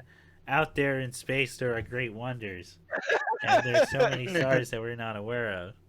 The Mayans, China, all coming up with dragons at the exact same time. how do you explain that? You How can't do you explain explain that. that? I love that bit from uh, The Simpsons, by the way. I think that's a perfect encapsulation of that character. Oh, I'm Agent Fox Mulder, sexy under Yeah. the oh my god, such a good one. I am Homer Simpson, smiling politely. Now we're gonna hook you to this machine and ask you a few questions. Do you understand? Yes. Yes. Wah. Yeah. Mockumentaries, everyone. Anyway, have we watched the movie Dragon, the Bruce Lee story? I did as a kid. Is that the one where his son died in, or is that The Crow? Isn't that the one with like a literal demon chasing down the Lee I family in believe it? so. I Yeah. don't remember it being good. Yeah, I remember it being kind of unsolved mysteries reenactment level. Yeah, I don't know. Maybe I'm wrong. It's been I was a kid when I watched it. Like, I'm a kid. Leave me alone. have you ever played Burnout? I don't think so. Maybe I did. I've played. Oh, It you was have. okay. All right, Nick. What do you gotta say about Burnout? I mean, the originals were really good. Oh I shit! thought two could Whoops, have been my better. bad. Paradise, the PS4 remake, would have been great if not for Ubisoft's micromanagement and microtransaction needing to complete certain missions. Gotcha. That is awful, and it ruined the game for me. Hmm. Burnout, not as good as Midnight Club, though. There, I'll say it. That's what I've heard. Oh. I've not Yes, played Midnight Club. Midnight Club's way better. Gotcha. Okay, I think that about does it. Is there anything y'all would like to recommend and/or looking forward to doing this end of the year before the next one? I like to start with Nick Honest. because I don't think Nick has had a chance to talk. But no, I did. Well, I mean, besides that. But you told me All right, to fine. keep it half Ian, up. what would you like to do? Yeah, eat my ass, guys. I get to go first. That's right, Uh, sugar tits. Anyway. um, I'll be honest, guys. I'm actually like pumped for a bunch of movies. I've Uh-huh. seen a bunch of trailers that look super fucking good. Okay. Um, I'm very excited for The Norseman by Robert Eggers. Yes. Yes, I'm also excited Yeah, for that. that looks really good. It's Can't got wait for Willem the Dafoe. influx of white supremacist dudes trying Yeah, to that'll be claim fun. Norse mythology again. Hmm. Can't Be wait for fans that. now. Fun to see a bunch of Especially as skinheads with okay, tattoos. yeah. It's Especially theirs now, as someone mine. who studied Norse mythology in college. That's fun. Mm, It's a fun uh, thing to be a part of. cool, cool, cool, cool. Anyway, I'm looking forward Uh, to the movie too. yeah, it looks really good. It looks good. There's another movie called Everything Everywhere All at Once. Okay. That'd be well. It's a martial arts film comedy Ooh. about hold on, who's the Speaking of star that. of that? Uh, every, uh, uh, Everything All at Once, starring Me. a very talented actress, Michelle Yeoh. Okay. Uh, Oh. you've definitely seen in lots of things. Oh, and Jamie Lee Curtis is the bad guy in it. Hell yeah. Uh, uh, and it's a really fun, multi-dimensional, jumping like action comedy film. I'm very excited for that movie. Gotcha. Crouching Tiger, Hidden Dragon. That's where I know it from. And Yes, and it if was you part of the happen, reason people told me to watch Crazy Rich Asians. Yeah, oh that was yes, wild. she's very good. She's in Crazy Rich Asians. She's also played two different Marvel characters. She's a character in Shang-Chi, and then she's a character in Yeah, she is. Eternals. So good for her. Well And she's done. filming Avatar 5 for. Oh, really? Yeah, Huh. Um. apparently. So it says on IMDb. Well, have yet to lie to me yet. Yeah. Uh, I feel like I've told my opinion about Avatar to death on this thing, right? Like everyone we're knows talking I about don't like James Avatar. Cameron's Yeah, Avatar. yeah.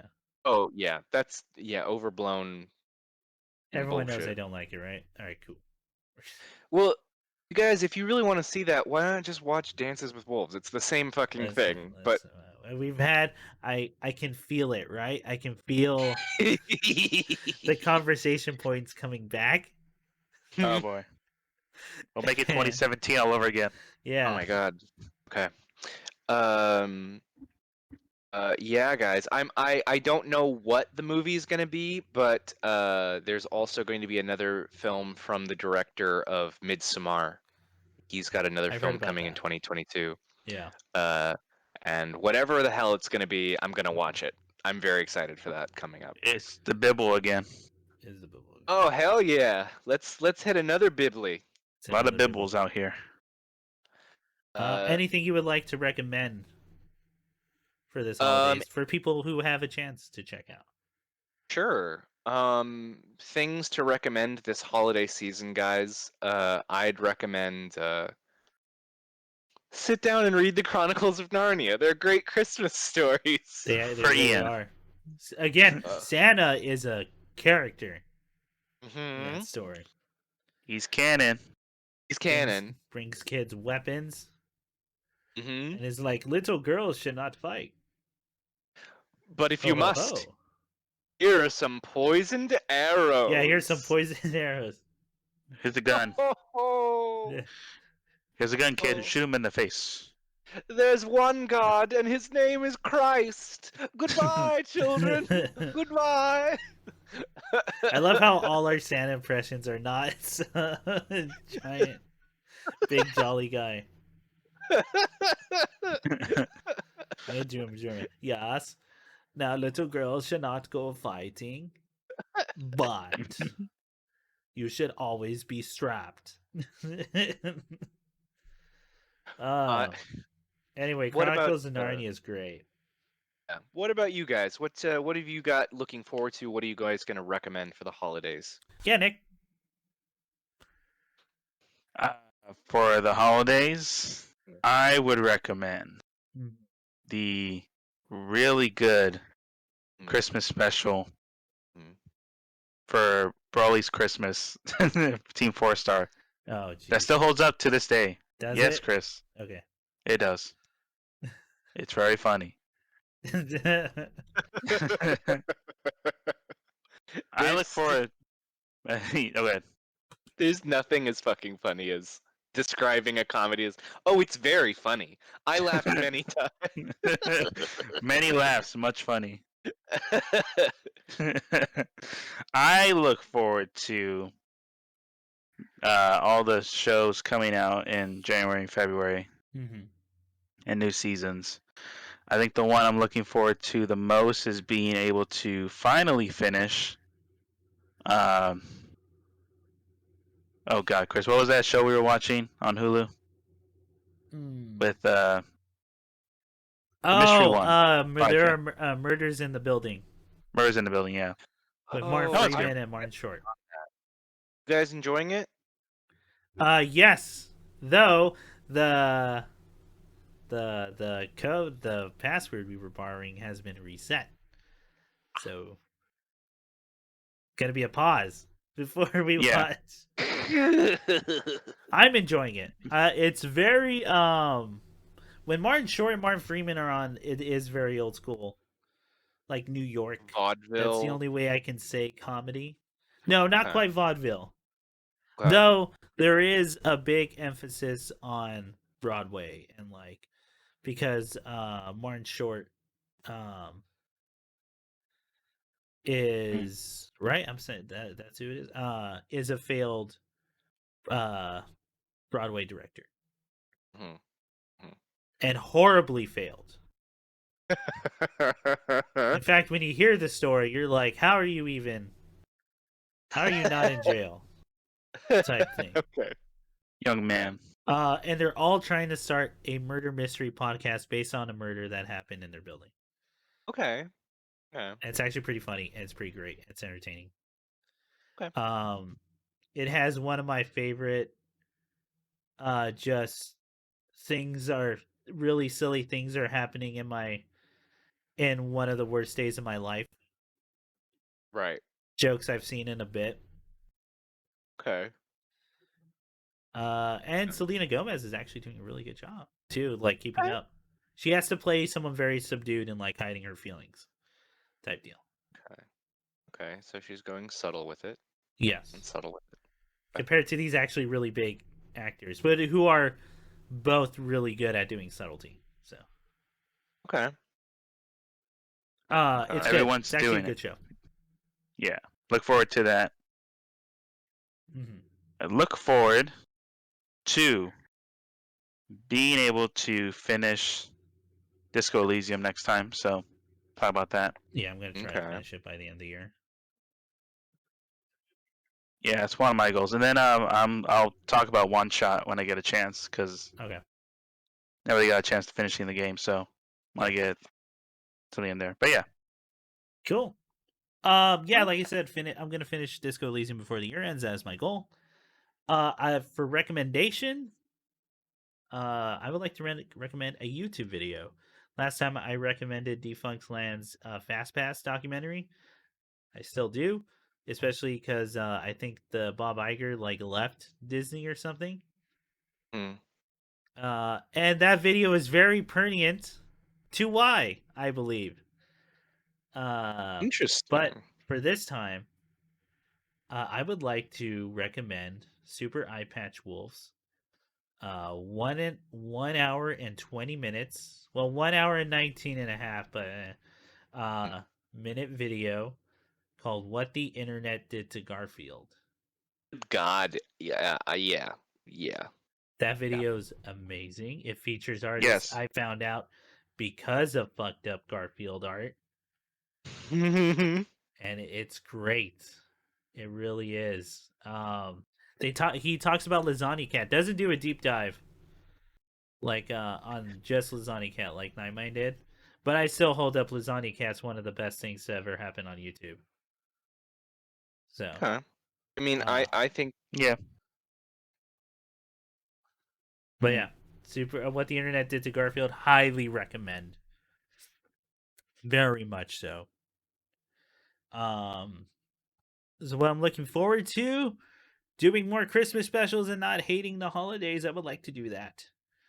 And best wishes. I'm gonna be cooking another rib roast tomorrow. So tomorrow I will be very dedicated to doing Nice. that. What else? Probably more Craig of the Creek, quite honestly. I've been meaning to watch Riverdale. Oh. I'm gonna throw that one Oh. out there. Mm. Only because I heard it goes balls to the wall crazy. That it Like does. throughout that That it series. does. And it sounds awesome to me. I don't even give a shit about the first season. Who cares? I want to see that cult leader build a rocket and looking like dressed up as a daredevil so he can go into space. Hmm?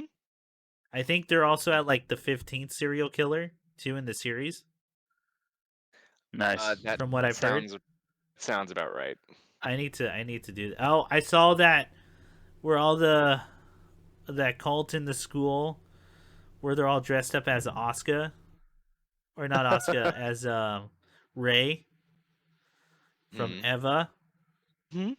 I need to know. I need to know what this show is I mean, and how I could write something for it.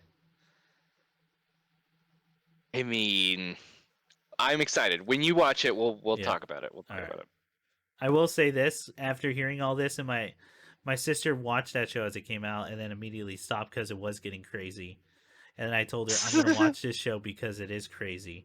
She went, "Oh, but it's not good after the first season." And I told her, "This is how I know we would not be friends if not for the fact that we were siblings, and I ruined Christmas again." So on that note, I would like to wish everyone a happy holidays, Merry Christmas. Be excellent to each other and be excellent to yourselves. Uh, Catch you all here, next here. time. Drink some eggnog, be merry. Try not to hate. Try not to hate the holidays like I do. Try not to Down, hate me. down. Love me. You can hate the holidays. Just as long as you love me forever. There you go. Me. That's what the reason for the season is. That's All right. right. Happy Kwanzaa. Well, it's a Boys. tip top tent Yeah. and a solemn It- and profound Ramadan. I believe I got that right. Okay, bye. Bye, guys. All right. Huh? I think you're getting ahead of yourself. Yeah, your first plan should be getting by us! Though you call yourselves bladers, you don't know the real truth about bay blading. There is a tremendous power hidden within bays. Since ancient times, the existence of bays can be found in moments throughout history. The power of Beyblades have been used to change the course of rivers and oceans.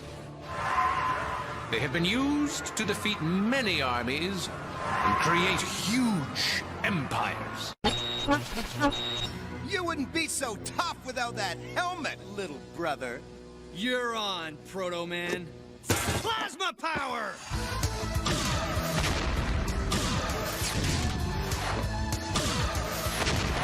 Missed me again, number one, son. But I won't miss this time. Oh no, he's gonna blast President Lincoln! Ha! I knew you'd risk yourself for Mr. Lincoln.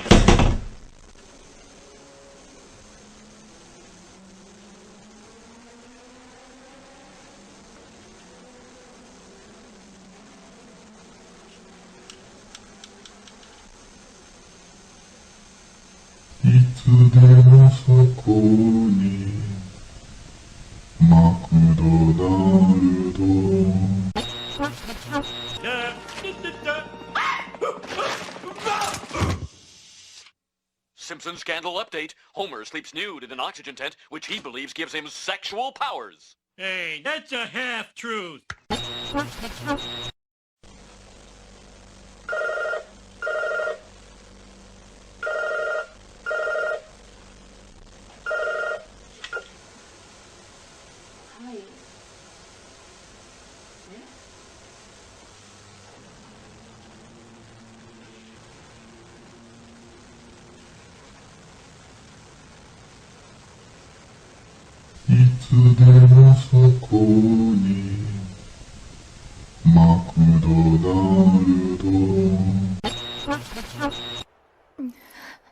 Shara, will you grant me one more wish? I wish for a mountain of handkerchiefs. Now, just let yourself cry, as much as you need to. You'll have plenty of handkerchiefs to help you through it.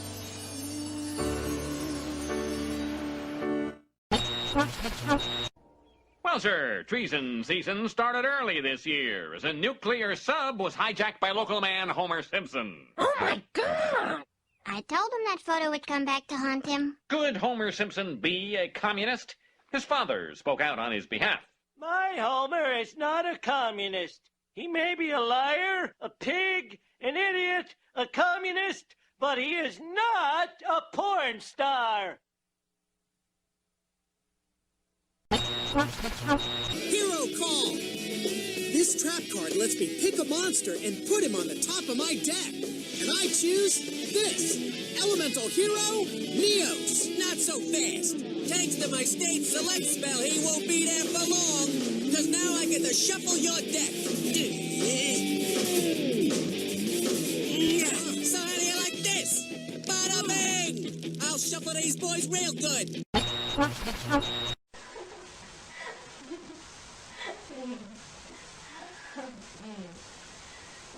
でも先輩結構みんなに優しいじゃん。なんか声かけてくれたりとか。でも香水もらったらなんかわかんないくれるって。嘘好きすぎ合うのすっごい恥ずかしい。明日バイトなんだけど。いつでもそこに。マジで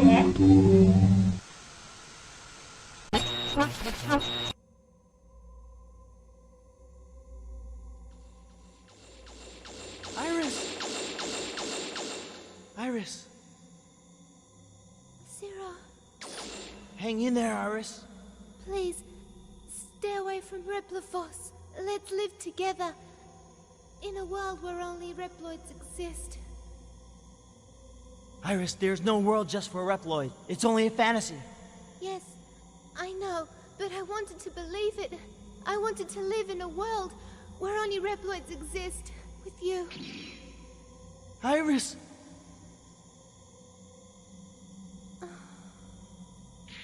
Iris! Iris! Iris! Iris!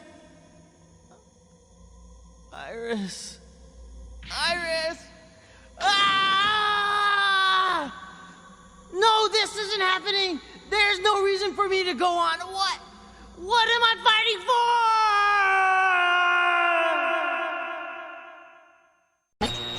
for? Now it's time for the Pizza Head Show. Hey everybody, I'm done trick-or-treating and now I'm gonna go for a stuffed crust pizza at Pizza Hut. Yay! Not yet, Pizza Head. There's one more place to go. I don't think anyone's home. Sure there is. Hello, trick-or-treat! Interesting hieroglyphics on this pizza. Quick, Pizza Head, let's go upstairs. Hey, who is here anyway? It's your host, Count Steve. Oh, nice place, you got it. I wanna go to Pizza Hut now! The Count will be happy to give you a lift. Oh, hey, put me down! Put me down! See you next time. I know a place that's peaceful and quiet. A place where animals play. It's called the forest, but every year we start forest fires. A careless match, a cigarette, and poof, fire. So the next time you're in the forest, be extra careful, okay? If you knew it was me, would you have listened?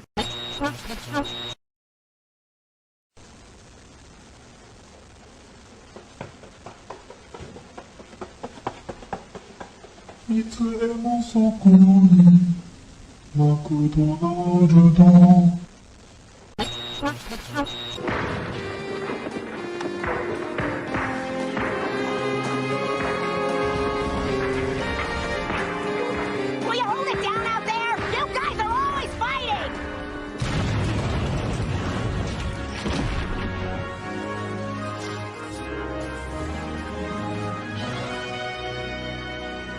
Enid Clinton, we've got business with your husband. What? John? Hal Jordan, another time shift. I'm up to speed. Carry on.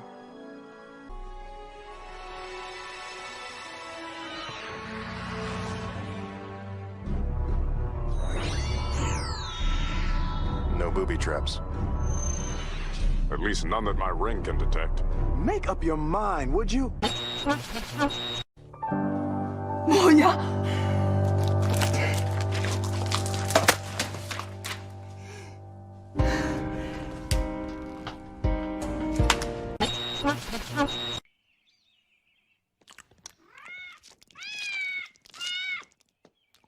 Have you noticed any change in Bart?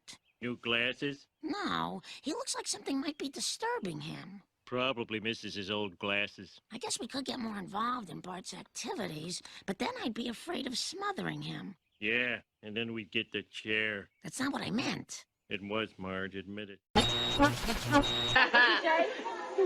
so special about Splinter?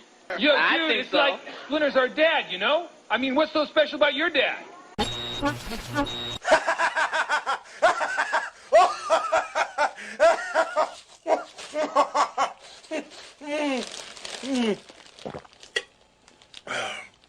Pepsi for TV game.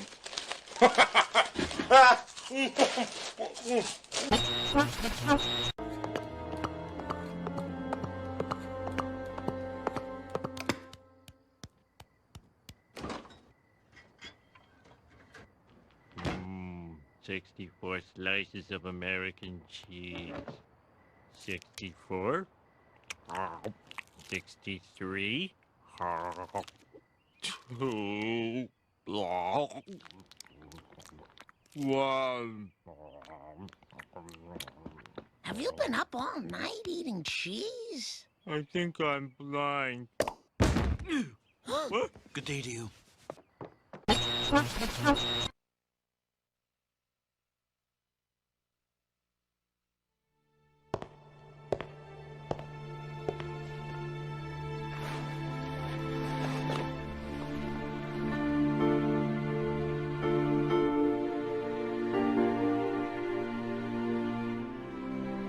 My mother risked her life for me. And now you, too.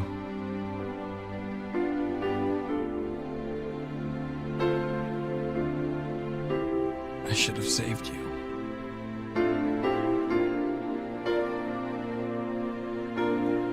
I should have been the one to fill your dark soul with light!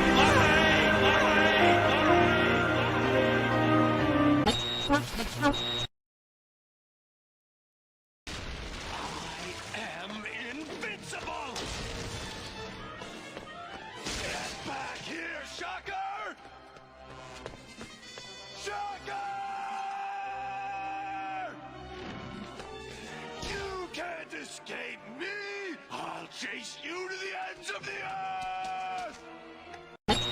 I defeated you once, and I shall do it again! No, Magneto. I let you in before, in order to learn your plan, to trap you. But now the victory belongs to the Fantastic Four. Fool! Have you forgotten my invincible magnetic power? No mere weapon can stop me. With but a gesture, I can destroy it, or turn it against you. Behold!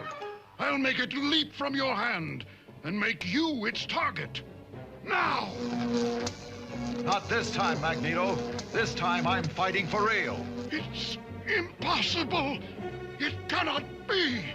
Nothing can defy my magnetic power! The Fantastic Four can. You're finished, Magneto. Surrender. You have no other choice. Why? Why will the gun not obey me? My power is gone. I'm helpless. Magnetism. It was my greatest weapon. Okay, Richards. We'll take care of him now. First tell me, how did you do it? How did you take away my power? I didn't, Magneto. I merely tricked you. You lie. I couldn't control your gun. You made me lose my magnetism. You're wrong. I just guessed that you'd overlook one simple thing. Your magnetic power only works on metal, like all magnets. But my gun isn't real. I made it out of wood, specially to fool you. Wood? A wooden gun? That's why your power didn't work. And it's why you're a prisoner of the police now. Take him away, men. A wooden gun. He tricked me with a wooden gun. We can't bust heads like we used to, but we have our ways. Oh, you got it. One trick is to tell them stories that don't go anywhere. Like the time I caught the ferry over to Shelbyville. I needed a new heel for my shoe.